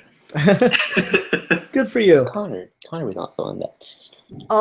Okay, Alfie, what is your favorite part of 2017 now that the year is done and it can't hurt you anymore? Thank God. Even though Ian's still asking me to flip on camera. My favorite part of 2017, I won't steal Joel's one because me making my podcast and meeting all my friends and getting on with that. You already beautifully mentioned that kind of thing. So I'm going to say the fact that Sonic Mania got made. That was like my dream game, and they fucking did it. Being a Sonic fan on the internet is not an easy thing. It's not. It's really not. It's a painful road. You have to, if you want to see the darkest sides of the internet and then be associated with the darkest sides of the internet, you say, "Oh, I like a Sonic game," and people will do that. But just the fact, like that reputation, fans fucking got their act together and kicked Sega's ass and made a fucking good game. I'm surprised Sonic Forces wasn't your worst thing. Sonic Forces, I saw it. It seemed like it was just okay. Yeah, that's it. It's not hate-worthy. Is that the 3D cartoon? No, that's Sonic Boom. Sonic Boom, the game, is dog shit. Sonic Boom, the cartoon show, is fucking hysterical. I stopped watching Sonic shows after Sonic X, so I'm not caught up. Yeah, no, Sonic Boom it's totally, the show is great because you can just jump in and just laugh your ass off. Trust me, it's good shit. Awesome. Okay. Dr. Holocron, what is your favorite part of 2017? This shirt. Nice and simple. How about you, King? What's your favorite part of 2017? I guess for me it would probably also be something a little personal. I'm actually getting back into school. I got back into school again, so I can do a lot of work to head into getting my master's. Been a lot of years, and I'm trying to figure out exactly what I want to do after I got through my undergrad. And I'm finally getting to that point where I know what I want to do, what makes me happy, where I can head with life. Learning a lot more with mathematics, and then I have a mentor who's helping me develop my programming skills. So all of those things have been very good for me. That's nice. That's awesome. Oh, cool. And as an aside, I met some friends who are vegan finally, so I now have people in my life that are vegan instead of just having to be isolated and looking for information online. I have actually people that I can correspond with. Nice. If it makes you feel better, I'm pescatarian. And I like trains. I like turtles. I thought you were going to say you Turtles eat trains. All right. I have an exclusively locomotive diet as well. That's interesting. Oh man! All right, Nathan Snyder is finally here. Nathan, what was your favorite part of 2017, not 2018? I mean, you could say this is your favorite part of 2018, I suppose. All 10 minutes of it so far. Nathan, you there? Oh, looks like Nathan is here but not here. This Mountain Dew is my favorite thing of 2018. Yay, Mountain Dew! Oh, anyone got a preferred flavor of Mountain Dew? I'm a what did they call that? Voltage. Voltage is the superior way to go. Yes. Yep. Am I the only person here who doesn't drink soda of any kind? Thank you. Probably. Thank you. Oh. So, am I gonna get to do my my best thing? Oh shit, we forgot. I told the amazing Batman annual story, and nobody cared about what I had to say about the rest of the year anymore. Hold on. I just want to establish one thing, though, real quick. There are 2 Nathans. Yeah, He's there going are through a 2 meta Nathans crisis. in the It's chat. a meta crisis, Nathan. Yeah. Oh my god, I thought for a second there was going to be 3 Nathans. That was going to be really funny. His connection's a bit screwed. Yeah. 10 Nathans. Geeky Gentlemen, the free Nathans. They're all in line like Ray. No, you gotta make Doctor Who jokes. He's dressed as the 11th Doctor. Yeah. All right, Vac, what was your favorite part of 2018? Okay, well, I'm actually glad you forgot about me and made me last because I got a lot of time to think about this. And I had a lot of things to consider because this year was a total all over the place shebang for me. And there was a lot of good stuff, there was a lot of bad stuff. I easily knew what my worst thing was because it was through the whole year and it was just the most annoying thing ever. But all the good stuff was just kind of like small little just, oh, hey, there's that. There was no like big like whoa kind of moment this year. But after thinking about it, I've decided that my favorite thing of this year was mainline Transformers. Now I know this is mainly a sort of comic books and animation channel, but I am primarily a toy nerd. That's my base of where I come from. That is into things. Let me tell you why this channel is not a toy channel. Because that is an expensive fucking hobby. It is. Yeah. It is. I fully acknowledge that it is. I know from experience. Yeah, like I wanted to do Lego construction videos for a while, and then after getting like 10 Lego sets, I tried collecting Legos after The Force Awakens, and it was a nightmare. Yeah, no, I bought like 5 sets, being thrifty as fuck, like waiting for gift cards and shit, and I still spent $200 in like 3 months. I was like, fuck that noise. Damn. Okay. Ian, can you please make that your channel description? I'm thrifty as fuck. It would work for Ian, wouldn't it? Me too. I'm thrifty and cheap. Good deals. I get some good deals on shit. I'll lie. Okay. But anyways, getting back to what I was saying, assuming I'm not interrupting anyone and getting back to my thing. Anyways, no, we were interrupting you. Okay. So Exactly. I'm right. I am the best guy. Nobody can defeat me. Anyways, Transformers. I've been a Transformers fan almost as far back as I can remember. I've been into it ever since I was a wee little lad, and I always had this certain very specific way I liked Transformers, and it was the way it was in the Unicron trilogy, where the figures were sort of naff, but always fun in some way. And they always had like this little extra thing to them, this little extra thing that made that line special. And this year, they finally brought that specific flavor of Transformers back with Titan's Return. I don't know how up you guys are on your Transformers, but Hasbro's been doing this Prime Wars trilogy thing. And this year they've done the second or last year now, they did the second installment of it called Titan's Return, which was essentially, we're doing headmasters again. And everybody's a headmaster in this line. And when everybody transforms in their alternate mode, they have a cockpit for their headmaster. So it's like this nice little line-wide gimmick, kind of like the Cyber Planet Keys from Cybertron, or the Energon crystals from Energon, excuse the flub, or the Minicons, actually mostly just like the Minicons from Armada, which was my introduction to Transformers was Armada. And it's been a total joy just having good, solid, fun Transformers figures again that aren't like super over-engineered or trying too hard. Yeah, man, I remember my nephew got a Bumblebee Transformer at some point, and he came to me and asked me to figure it out how to transform it for him, and I like fucked with it for like 2 seconds before something broke off. I'm like, what's even the point? Like, there's it's just gonna happen. As a Transformers fan, there's a lot of Bay figures I like, but I agree they are not the most accessible toys in the world. Yeah. But yeah, Titan's Return was an absolute scream. I haven't even gotten all the figures I want from the line yet. I still got to get like Trypticon and Six Shot and Overlord and those guys. But I already got Power to Primes, which is the first part of the Prime Wars trilogy, and I showed them earlier, but I got Beachcomber and Windcharger on my desk the last couple days. Great toys. I've got the Dinobots from the first wave. Great toys. Hasbro is just... Transformers is finally back to a place where I can really enjoy the toys and not just the cartoons or the comics or whatever main media push they're doing this week. I like how you ignored the films. I appreciated that. Well, there's only one tolerable film as far as like the new ones are concerned. So I don't talk about them very often. The animated one is awesome. Oh yeah. The animated one is great.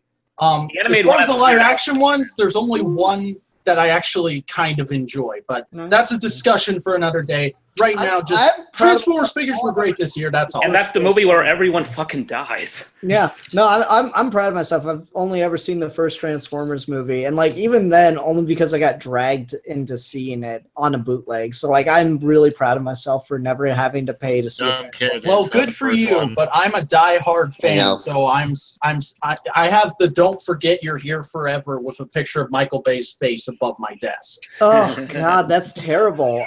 Like you ever think about like maybe that's where the toxicity of fandom comes from? Because like I remember reading, and it's no secret that I really dislike Scott Snyder's Batman. I remember reading Scott Snyder's Batman every month and being like, God, this is awful. Why do I keep reading this? And it was ultimately just because I need Batman in my life, and this is the only like semi-well-written Batman out there right now. And when you like something as much as you like your favorite thing, even when it's terrible, you're kind of just able to sit back and go like, yeah, this is a thing. It's whatever, you know. The Doctor Who I said fan, I feel. last night, and I'm like, this is a really stupid movie, but you know. There's that design, and Megatron said that thing, so I had a good time. Whatever. I'll forget about it in a week. Salad or apple? Unfortunately, I will never forget John Turturro's ass. Mm-hmm. I mean, I feel you, Vacuum. I'm a Doctor Who fan. John Turturro's ass lives on in all of our hearts and minds. No, seriously, Joel, you're so right about Dr. Make a toy Who. of that, like, please. I still have not seen the Christmas special. I need to, but like I'm just so not giving a fuck about Peter Capaldi's exit because just God, 2 seasons of awful. Like the last season was Series better. 10 yet? Yeah, it was better, but like not by much. It was better for me. It was better. Series 10 was the best it's been since the first series. That's how much I like. I actually agree with you, Vacuum. But yeah. No. Like Series 10 is like Justice League good compared to Batman vs Superman. Let me put it that way. I'm the only one who's allowed an opinion. Okay, about you guys want to talk about polarized geek debates? Let's go about this Doctor Who shit. Alfie, what were you saying? I said I'm the only one British here, so I'm the only one who's allowed a Doctor Who opinion. All of you are naturally. Then voice it. This Christmas special, you're not missing anything here. This guy's rolling up like a black person to the conversation about the N-word, just like, hold on a second, okay? I'm the only person who's allowed to say anything about this. You know how I mentioned that I was worried about giving people a platform in the fear that they would say some shit, and I'm like, okay, now I gotta boot them from the call. Okay. That's not to be disparaging about that happening in that conversation. I'm just saying that I thought that was a funny correlation. I like that you wave the bottle around as you say that to try to get It's like a prop. It was $10. You know, back on. If someone ever used this video to take you out of context, you at least have that bottle there as a defense for everything that's come out of your mouth. Oh yeah. Yeah, he should really put a cap on it. That's true. I've seriously thought about like running for politics, and then I'm like, oh, but I have Geeky Gentlemen. Oh no, you can't say that now because you can make it geeky politics. Like that'd you know how much shit I've said that is just like even in context, like damn, that's still pretty fucked up. Like there are so many times where I made the joke, oh well, they're not really people because they're brown, and that's like a facetious point about the way in which people are treated poorly because they like aren't seen as real people. But still the matter, like you could play that in a political ad, no one's gonna bother to look for the research for the context. Well, there's an easy solution to that. Run as a Republican. Oh yeah, there we go. Steve's gonna use that. all called elephant cocks. I don't think anyone could possibly take that out of context at all. I love how we just went from a conversation about Doctor Who to politics. Oh, it's everywhere, man. Well, You're have never you getting away seen with the it. Christmas special, sir? I have seen Oh, the God, regeneration. yeah. I have not seen the. Nathan's seen it. I've only seen the regeneration. Well, I saw they it. do a thing with the first Doctor, and it's kind of stupid. Oh, Yeah, don't tell me Why about did they the make him the Christmas special president? yet. Don't tell me about the Christmas special. I don't want to. Let's just see. I don't want to know until I get into it. Now, to be fair, I'm like the only person who kind of likes Series 9, only because Series 9 brings back Davros, and anybody who does that is good in my graces. the Yeah. 9 was I know, it is, because it has the worst Doctor Who episode of modern Who. Yeah, I don't know. Oh, God, yeah. We don't Yeah. talk about that. Dude, nothing can top Love and Monsters. I don't know about that. Love and Monsters is at least charmingly funny. I don't know. I hated Fear Her more. Like, say what you will about Love and Monsters, but that whole Scooby-Doo hallway bit, Benny Hill thing. Dude, Love and Monsters is an episode that ends with the Doctor Oh, turning the- a woman yeah, I into a understand. blowjob. I understand. Slap Yeah. a dog Doctor creates a cream. blowjob machine. I've heard this conversation. Deadpoolzilla has been on this show. We have talked about it. But the fact of the matter is, it's still charmingly funny and tongue-in-cheek. Series 8 is just painful. It's just bad. Series 8 is Growing Pains, the Doctor Who season. No, 0 out of like, 10, not enough everything- blowjobs. Just everything, like even Matt Smith's last season is like, man, there's a lot in this that's just not good.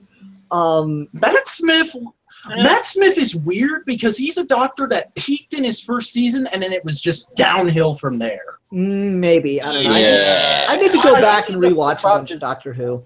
I think the problem with 11 is almost like they shot too high immediately after with season 6 Mm-hmm. because the whole killing the Doctor thing and the cheap ass way they did that. And trying to make Yes, thank Doctor you. Who a much more story focused thing, which we found out with that season just doesn't work. Mm-hmm. Bring on Chris Chibnall. But Chibnall. Yeah, I'm excited for the mom- new Doctor. I'm excited for fresh blood in the series. That's my thing. Alfie, you were saying something? I was just saying, like, I think Doctor Who can work as a bit more story-based focus, just because I think a lot of the audios do that really well. Oh, yeah. I love Big Finish. Oh, yeah. I'll listen think to Moffat the audio is drama someday. By all that kind of thing, because he's very much a mystery box kind of writer. He likes to make people think, "Oh, look how clever I am." Which, if you're building a large narrative, you really are that clever. And Moffat isn't.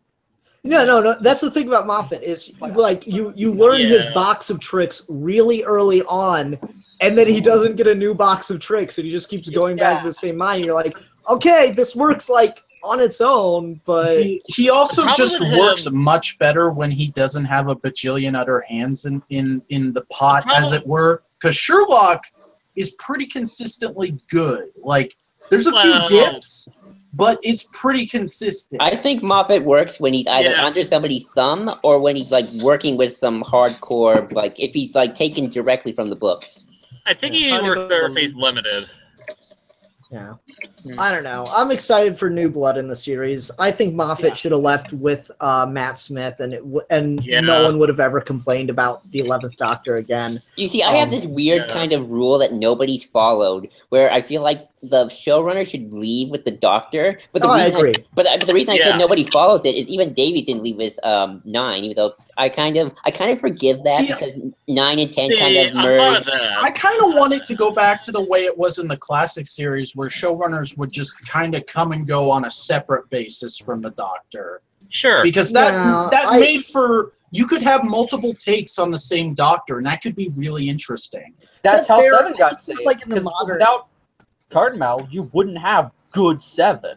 Mm-hmm. The way we think of him wouldn't exist at all. Yeah. He just That, because I really love 6 because of the audio dramas. Yeah, that's And fair. Oh, yeah. I Well, love 6. just compare, like, I don't know if you guys have ever compared like the Douglas Adams Tom Baker stuff to the other Tom Baker stuff, but it is really interesting to just Yeah, look right. at the difference in Yeah. characterization. Love that. Mhm. That's fair, but like the Doctors just seem to be the Doctor longer and over a wider like period of time, like with fewer stories back then. So I think that's why you could get away with that. This working as more or less modern television seasons, I think you kind of need to like just have one showrunner at a time. And so I'm fine with just, okay, one showrunner, one doctor. Just do it that way so the show continues to feel fresh. Like, that's the thing is, like, when Smith left and Capaldi came around, it's like, it still feels like the same show. It's just all the dark shit that, like, kind of sort of worked with Smith, but, like, it only worked because Smith was seen as such, like, a child. And then when it went dark, it felt good. But then when it's Capaldi, it's just like, I'm going to make you fucking miserable for 3 goddamn years. I complain about things. Which is sad because I love Capaldi. I think he's as an actor and just the way he does he's things. He's a great actor and he has a lot of great scenes. It's just fucking terrible to sit through. Oh yeah, it's just too much. And I could not disagree more. He's basically Really? generation's Colin Baker, sadly. Yeah. I guess the big finishes. Yeah. Going to what you're saying about why there isn't a new showrunner, how the BBC kind of works at the moment, really against new creators. Doctor Who had to have such Stephen Moffat for so long. Really, no one who would want to do it. They've really toxic environment in the upper class of the BBC who don't want new creators. That's why they there was a channel called BBC Three, seen as the youth platform for new writers, new talent, and that's been online only. Pretty much, Doctor Who sells the way it is, and it works the way it's special on, even if it's badly written. People will watch it just because it's England. Will watch Doctor Who, and internationally, Moffat like brought the States. It made Doctor Who blow up more than ever before. So from their point of view, to change that much, then the new showrunner is going to see how it works. But going from track record of what he did with Broadchurch and his other Doctor Who episodes, we're going to get less of a change than we hoped for. Yeah, maybe. I don't know. Just like someone that knows how to write another story besides, oh, here's a monster that like really fucks with one bodily function. Like, you have no idea. I was so waiting for the shit beast to show up. You gotta hold your shit, Clara. You got shit, Clara. No monster will get you if you shit, Clara. I was so waiting for that with Capaldi. I really want them. I love your accent. Like, as much as I love them constantly doing the self-analysis of Doctor Who as a show, I really hope we can take a step back. Oh my god, that got so exhausting. And let's do just some more fun jumping around time and space stuff. Yes. You know, Also, eventually we can do some serious, like, what does this Doctor mean to the Doctor as a person shit. But for now, let's step back. Let's sit back. That's one of the things I'm excited for a female Doctor about, and like I'm sure I'm the only one on the planet Earth that wants this, but like I really want Rose to come back now that we're gonna have a female Doctor because I know. All the groans, I feed off of your groans, Ian, and I am eat your so tears. tempted to just leave the call. Good. She's the worst. No, I want Rose to come back because Rose, like, Martha kind of did the same thing, but Rose being the one that, like, the companion that legit fell in love with the Doctor and the Doctor fell in love back. Now that we have a female Doctor, I want to see how they react to that. I want that story to be told. I want that to be played with. Yeah. All I ask is is the same thing I ask for every season. Bring back Davros. Find a way to bring back the Master.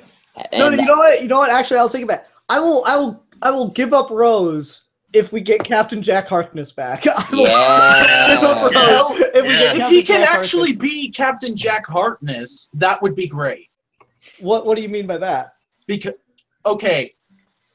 this is a soapbox of mine. I will try not to go on a huge rant, but basically, in my opinion, Captain Jack Harkness is a character that Stephen Moffat created for a two-parter and then was bastardized for the entire rest of Doctor Who.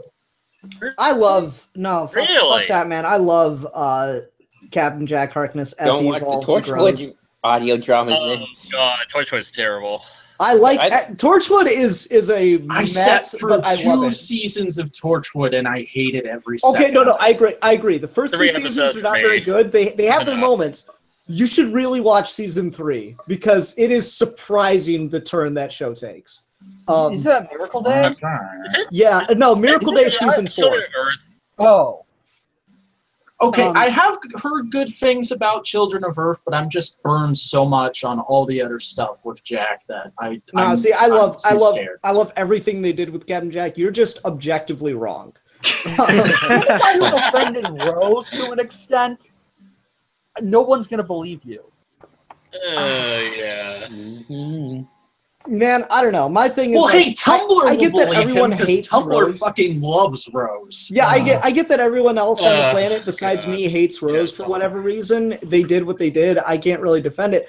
But I think that like there's a legitimately interesting story to tell between Rose and a female doctor. Like there's always been the subtext of the female companions are sexually attracted to the doctor or vice versa. But like with Rose, it was the most like direct. It was the most direct. I think Romana loved the doctor. Well, maybe she did. Well, Romana was a time.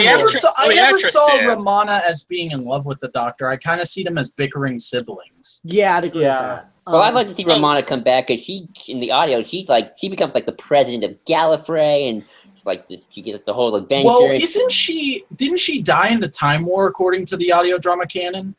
I don't know because they're just starting a Gallifrey Time War, so we're starting to explore that stuff. She did regenerate at one point. If they ever want me to fucking come back for good to Doctor Who, bring Romana back and make her as a newer generation and make her the companion, I'm 100% on board. I would like an alien companion again, or just someone that's not. I would like a non-traditional companion again. You know, yes. Like I would like an alien or a past companion again. Modern Who hasn't had a consistent alien companion or anyone really outside of Britain or the British Isles. We need someone from like. I just want a fish out of water companion again. Yeah, like what's the name? I always forget her name, which is a real shame. Is the Tom Baker companion where she was like from? The one that was from like Earth colony. That had like devolved socially. I loved her. Yeah. She was such a cool companion. We are going to see a slight change in the companion dynamic in the Jodie Whittaker era because they've announced that she's going to have like an entourage of companions. Oh, like which is interesting. Yeah, she has 3. Oh, that would be cool. At least, yeah. And I think at least 2 of them are male. Okay. Yeah. One is the guy who's the pilot. Unfortunately. Yeah, who's in Force Awakens for like 5 seconds, and then the other one is some actor apparently who people know in Britain, or he's a singer, I think. No, okay. Anyway, let's stop talking about Doctor Who. We've been on that for a bit. What else is going on in the world that's worth talking about? I wanted this to go to about 1 o'clock, so what else can we talk about for half an hour? What is something that's on your guys' minds? I know. Let's talk about Ian's favorite Star Wars thing, the Plagueis novel. We're not doing that. Do you hate the Plagueis novel, Ian? I haven't heard you talk about that before. You can watch it on my channel. Legendary, dude. Yeah. He's objectively wrong about it. I mean, maybe, but I still didn't like it. I don't think it's great, but I think it has interesting ideas. Yeah, I mean, there are things in it that I thought were cool. Like, I like when he eats a fucking heart and then hands it to Palpatine. But like, it's just like so fucking boring. That's because it's freaking jerk material for EU fans like Joel and I. Well, then why did you like? No, like here's the thing you don't. It's for people who have it's a small amount of their books.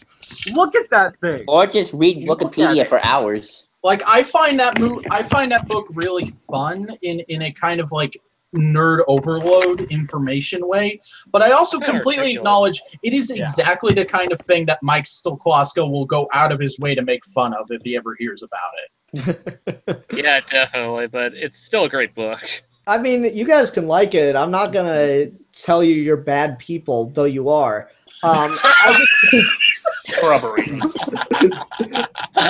I'm just gonna say that like it is something like every time I talk about I just can't really get into the EU novels and stuff, people go, oh well, you should read like the Darth Plagueis novel, or oh, you should listen to like the audiobook for Lords of the Sith, and I did both, and neither is good. At least neither of those would be things I would recommend for starting. You should have gotten into the Steve told you about the Bane trilogy. Should have went with. Yeah, I don't know. See, I have an interesting perspective on Star Wars. I really don't care for the movies, but I went to go see The Last Jedi on a whim with a friend a couple weeks ago, and I fucking love it, but I don't want to read anything or watch anything else because every time I watch the original trilogy, or especially the prequels, I'm like, this is just cookie cutter characters. Like, I don't care. Like, it's not like... Okay. Part of that's the point, Jake. Part of that is, I know. That, like, no, so I get where you're coming from. Like, it's one of those things. I feel like if you don't get into Star Wars when you're young, you're never gonna really get into it. Oh yeah, and that's exactly me. Yeah. That's exactly me. Yeah. But like I still do say that everyone should watch the original trilogy just once because it's such a cultural thing.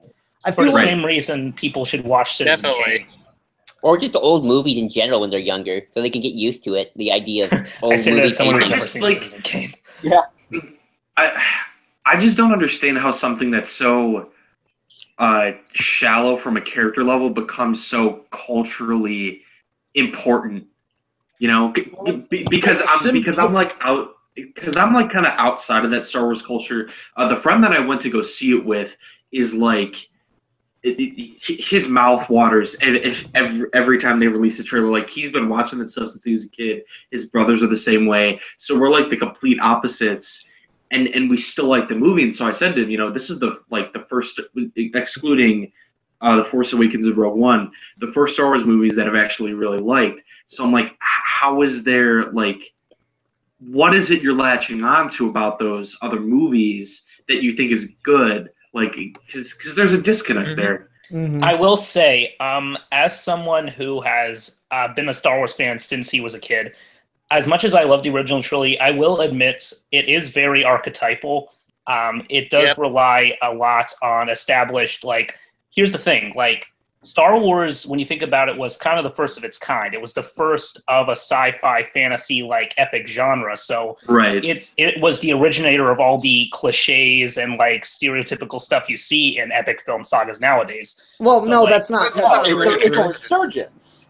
Yeah, it's definitely. He's homaging so much that came before. Yeah, there's that. But it was nobody had seen that stuff in years, and to have it presented in such a simple, easy to consume format with amazing special effects for the time and a kicking soundtrack, that's how you get it. It's nostalgia for the people who are like George, and it's something simple enough that the kids can understand it, but, you know, it is archetypes, so then they can put themselves in the Luke shoes or Leia shoes or Han. I love archetypes when they're done. I always say that it's the same way that we love Ninja Turtles. They're archetypes, but we all put ourselves into their shoes, and because of that, we get ingrained. And then, we go to the EU, or we overanalyze the hell out of the movies, and because of that, you see the smaller stuff. There is those. The thing is, little things where they are archetypes. The thing is, archetypes and two-dimensional characters are different Manos things. got his camera working. Woo! Manos. Hey, guys. Hey, Manos. Hey guys, can you hear me okay? Yeah. We hear you just fine. Oh, that's good. Hey, Archetypes. Mike's a little Go ahead, loud. Manos. Oh no, what were you gonna say? You're just coming through a little loud. Oh, okay. I can't hear too well for some reason. I'm getting a lot of electronic weird interference or something like that. Sorry, I took a break for a minute. I wanted to, kind of sit down with New Year with my. Just want to wish you guys a happy New Year. Thanks for coming on for this for a bit and everything. Anyway, well, back to the conversation. I will say, how you watch Star Wars as a kid greatly affects how you see it. Like, as a kid I grew up watching the originals and the prequels too. So, I got that nostalgia going for me. I mean, I have a Rune Hako toy in my room. Nobody probably knows who Rune Hako is except for me. He's one of the Nemoidians from episode 1. Yeah, he's like he's Newt Gunray's assistant. One of the racial stereotype aliens. Yeah, I have a Rune Hako. And that's why I always say Newt Gunray is my favorite character. Yeah, Joe has a weird obsession with the Confederacy, or the entire corporate alliance. Yeah, but I love all the separatists, all the business leaders. No, but anyway, to get back to Jacob's point though, like there's a difference between two-dimensional characters and archetypes. Definitely. I would say that like Luke probably isn't the most, is maybe leaning towards more two-dimensional than archetype. That's fair, but at the same time, you just attach yourself to it so much, depending on the age at which you see it. To be honest with you, I think it actually is something even more than that, though. Go ahead, Luke, King. Okay. Well, I was just gonna say, because Jake bringing up the point about them. Okay, being, Batman. Archetypal. I think it's just about them being so archetypal. One of the things I think about it that it came out in 1977, and you look at the 70s in terms of cinema. There was a massive growth that we had in cinema in terms of the storytelling and everything that went on there, and I think that the simplicity of Star Wars was so attractive to a lot of people because of that, because it took them back to something that they hadn't seen in a while, with all the depth that we had with filmmaking throughout that decade. Oh yeah, I love the simplicity of Star Wars. Like, Palpatine's not the most complex villain in the world, but that's why I love him. He's just like, I'm the evil emperor. I'm evil. I want to rule the galaxy because I can. He's literally Lord Zed in a cloak. Exactly. Yeah. He's Fire Ranger. Part of the reason why I really latched onto The Force Awakens, but more so The Last Jedi, is because it's complex, and you don't have to have a complex story to have a good story, but the two-dimensional cookie-cutter characters in the original and prequel trilogies really prevented me from enjoying it, and so they're subverting a lot of our expectations in The Last Jedi, and I think the best message about the film addresses a problem that I've always had with Star Wars, which is that it's a family feud fucking up the entire universe. And the whole point of the movie is that everyone has access to this power. You don't have to be a Skywalker in order to do this. Everyone has the capacity for great good, great evil, and this great power, and that's why I latch onto the movie so much. And I'll there's one thing about the original trilogy that definitively I hate, which is Leia's role in Return of the Jedi. I'll admit, that's terrible. That was awful. Oh wait! Can I just say hi to Tom Servo and Crow? I wanted to thank them for coming all the way from the Satellite of Love to join us here for the Geeky Gentlemen New Year's special. It took me a minute. I had to spin the wheels there to remember the name of the satellite. They're here to riff on our live stream. This is what happens when you post the link in the chat. Yeah, look at these assholes right here. Next week, George Lucas is gonna pop in here and be like, actually, let me tell you you what guys I are thought talking about about that. Star Wars. Jar Jar is the king. I don't think you're giving enough credit to Star Wars, because you see what I did with the prequels is I gave you the first fully digital character, which completely subverts every criticism of him because he's the first fully digital character. And actually, also, let me tell you about my hit film Red Tails, which was the first all-black movie. People really didn't give it enough. Godzilla. Ooh, can I be autographed, Mr. Godzilla's here too. Cool. Hello, Mr. Godzilla. I'm a big fan. Oh man! Can't wait to see if I can come next year or this year. Yeah. This has been fun, though. I'm enjoying this. Yeah, we'll probably make this the New Year's tradition. I've been making it my life. Godzilla, I loved you in Shin Gojira. Oh, that was great. It was an incredible masterpiece of cinema. And you were great in the 98 movie. You were great in the 98 movie. And you looked great in the 2014 movie, even though it wasn't that good of a movie. Corby, can't we all love 1954? We love 1954. Wasn't it the 2014 movie where Aaron Taylor Johnson and Elizabeth Olsen were? Yeah, yep. That's the one where you're supposed to believe Aaron Taylor. But then in the next movie, they appear and they're brother and sister, and that was super weird. Yeah, but if you know anything about the Ultimate universe. Quicksilver, it is completely in character. Yeah, they had a sensuous relationship in that. Cookie. Yeah. Ultimate didn't happen. That universe doesn't exist except for Miles Morales. Shut up. Cookie Monster's here. Acknowledged that and said she partially put that in her performance. Can I just say that I'm waiting to see what else Manos is gonna bring up? I'm listening to the conversation and all, but I am really, really excited. I hope you're keeping the camera on him. I will. Your eyes are glued as the main camera. That is really taking all my attention right now, guys. Cookie. All right, hold on. Here's the challenge, everyone. All right, everyone, listen. Everyone go grab the silliest thing close to them, and we're going to put that on for the last 15 minutes of the show. I don't have anything silly All right. around Shit, here. I'm screwed. Define silly. Silly. I got a slinky. Here, here's a slinky. La la la la la la la la la la like la la la la la la. Slinky, slinky, slinky. Do, do, do, do, do. Oh, All right, everyone, allow me to introduce you to my girlfriend Lola. She's very silly. You know, she's Hello, Lola. she's a severed head Hello. wearing a Green Lantern face mask and a wig, but we don't judge here. We How's accept everyone all doing? types at Geeky Gentlemen. We are a very pro-diversity community. Did you steal the mask from me? I'm totally speaking for Ian here because I know he would support my decisions in dating. Yeah. Oh, Yeah, sure. I support them. I do. Okay. Man, I always forget how uncomfortable this mask is.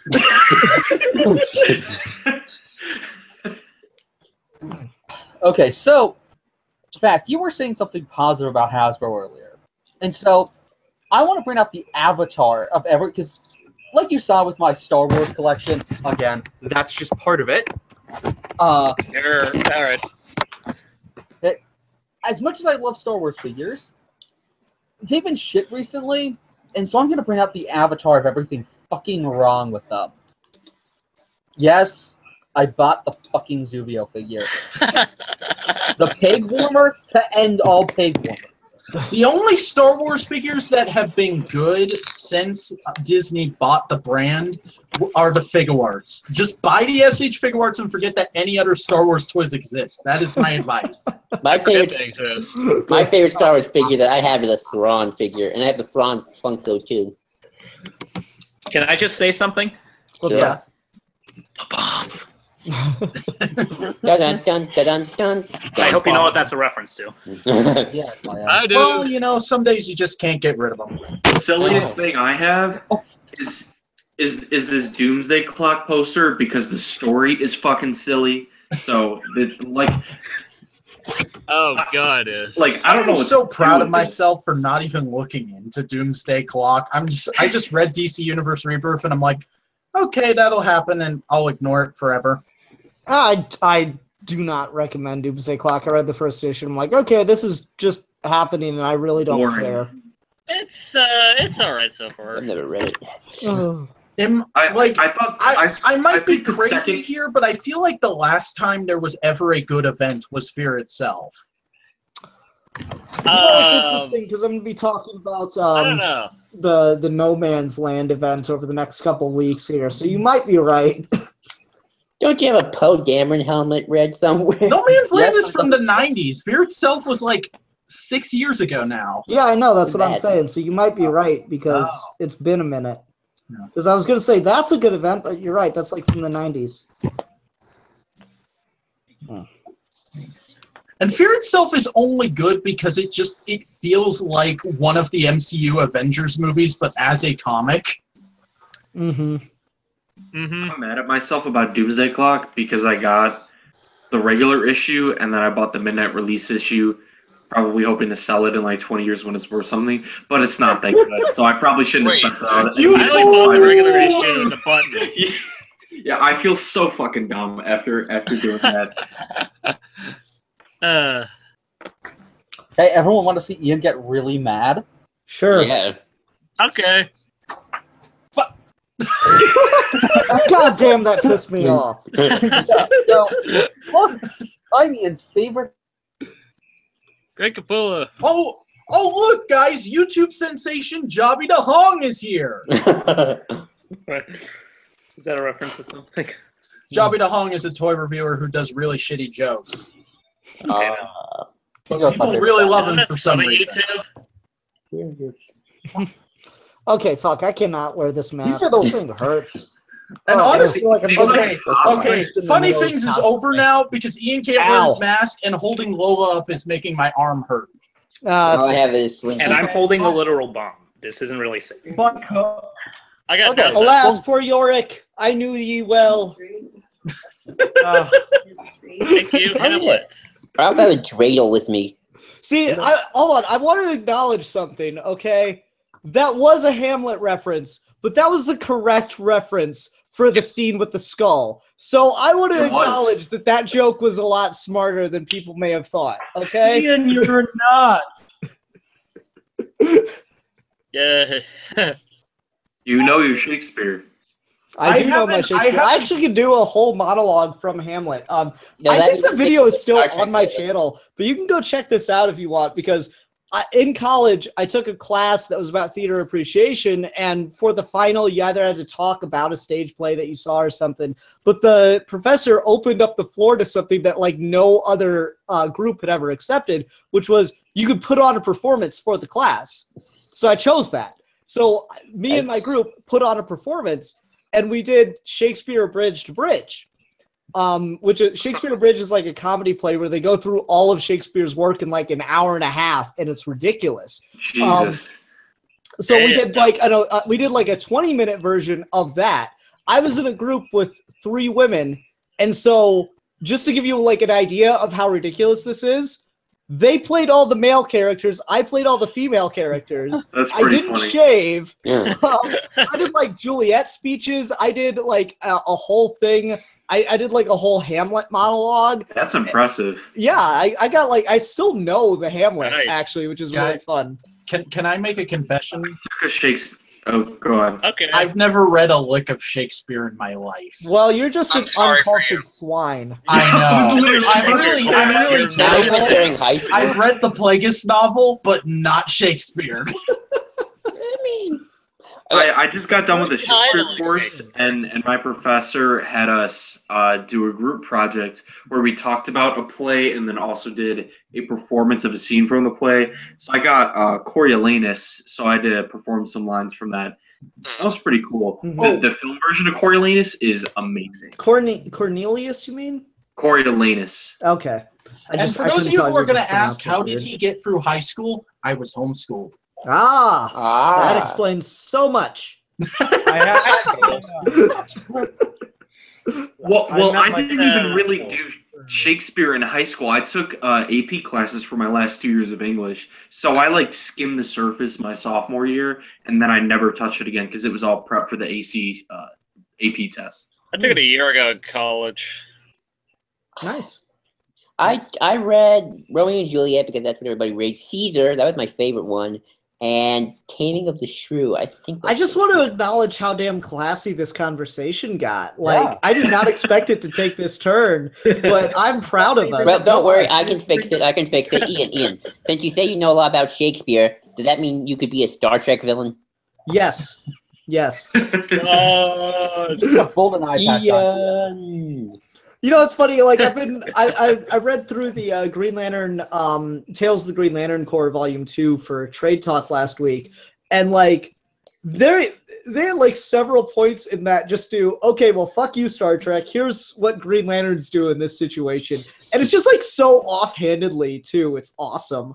There's like he just like okay, he goes and saves this planet full of primitive people on his way to do something else. I'm like, yes. That's great. that just make me sick. I'm like, yes, fuck you, Prime Directive. And like that's what kind of disappointed me about like the Star Trek Green Lantern crossovers we got in the comics. Like they're all right, they're fun, they're dumb fun, but like there's a really good episode, like a good crossover to do with Green Lantern and Star Trek that's just about the Prime Directive, and we're not getting it, and I don't know why. I'm generally a fan of the ideals of Star Trek, but I always go out of my way to be like, yeah, the Prime Directive is one of the stupidest rules in all of fiction. Well, the shitty thing is, In what way? Yeah, do you like definitely. notion. The problem is it's become dogma. Like, yeah, there should be some rules so that they can't, so a captain can't, turn it into like a replication of Nazi Germany like we saw in TOS. I'm going to take this off because I'm making an actual point. No, but the Batman Mask made it serious. I felt like I was watching the 4th Nolan film, man. Okay, you know what? Fire, right? You want to get serious? Okay. Let's get I'm serious. grumpy that way now. Come on. Let's Dark get Knight nuts. Returns. Yep, I'm grumpy now. Okay, but yeah, like, the idea of the Prime Directive, it needs to be there. It's just stupid that they I'm not use it kidding. to, justify deciding who lives and dies. That's where it gets insane. That's where it gets problematic. Mm-hmm. There you go. The screen is flashing so fast, everything is in like 10 frames. Yeah, it's pretty bad. And we're getting close. And you We're were gonna do like 5 more minutes. about the quality earlier too. Yeah. No, I was like, man, this is like the best quality stream, and I'm We have fucking come beautiful. full circle. Yeah. Well, it's because you're the one who's running it. Yeah, no, but like, dude, you don't Google understand. Hangouts focusing You can go on watch. the person running the call. No, you can go watch episodes of comic reviews, and I'm like moving across the screen like this, and I'm like trying to show the book, and like I hold the panel up for like 5 minutes at the camera, and you see it for like 2 seconds, and I'm like, motherfuck. Yeah. Arvin presents Ian. Usually my stream quality is shit, but like I'm fucking like fluid.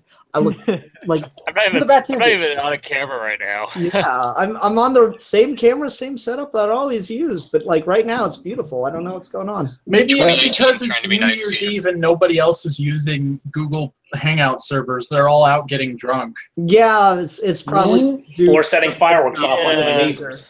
I had fireworks go off by my house, and we thought it was a gunshot one night. Freaked us out, but then we found it was fireworks. So yeah, I got a dark thing I could talk about there, but I'm gonna pass. Yeah. I wonder if Steve's just gonna show up last minute. That would be gorgeous. He just shows up like actually drunk, and he's like, "Hey guys, it's Saturday night. What's going on?" Yeah, I know. Okay, it's the greatest. Like, I mean, I'm certainly disappointed that Steve couldn't make it for whatever reason, but at the same time, like, you know what? This was like a fun little turn that things took. So thanks guys for joining. I had a fun time doing this. By the way, as the guy who started the everybody jumps in thing, I should say, I really hope Steve's not like hurt or anything. Yeah. No. Steve will understand. We filled a different I way. mean physically. Yeah, he hasn't even responded to your calls, so I'm like, nah. No, that's usually what happens is like someone comes up and he's like, "Oh man, I'm sorry, something like crazy happened," and it's always something crazy, and I always feel bad.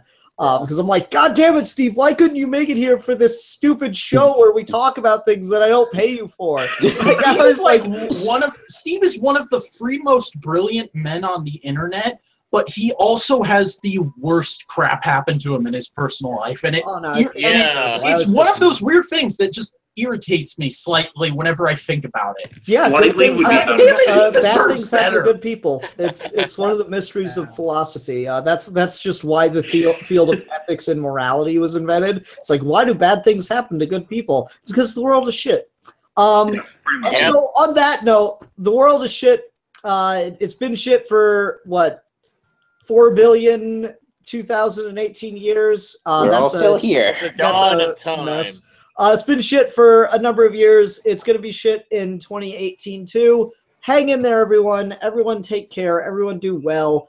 Hope you have a good new year, if that is something that is even possible. If not, Geeky Gentlemen will still be here throughout the year to provide you comfort. Everyone, thank you very much for joining me. That's going to be the end of the stream. See ya, folks. Bye, everybody. Oh, wait. No, wait. Don't say goodbye. All right. So here we go. We're going to do a thing, and we're going to see how much of a fucking train wreck this is. And this will truly be the beginning of an awful 2018. So let's see what happens. Let's see how intuitive you motherfuckers can be. You ready? All right. Everyone think on their feet. You ready?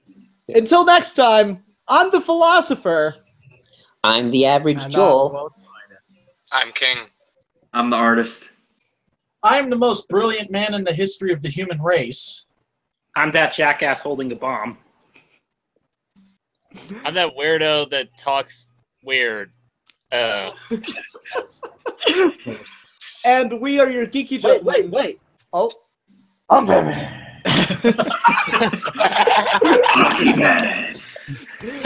And we are your Geeky Gentlemen. And we will be discussing things. Eventually.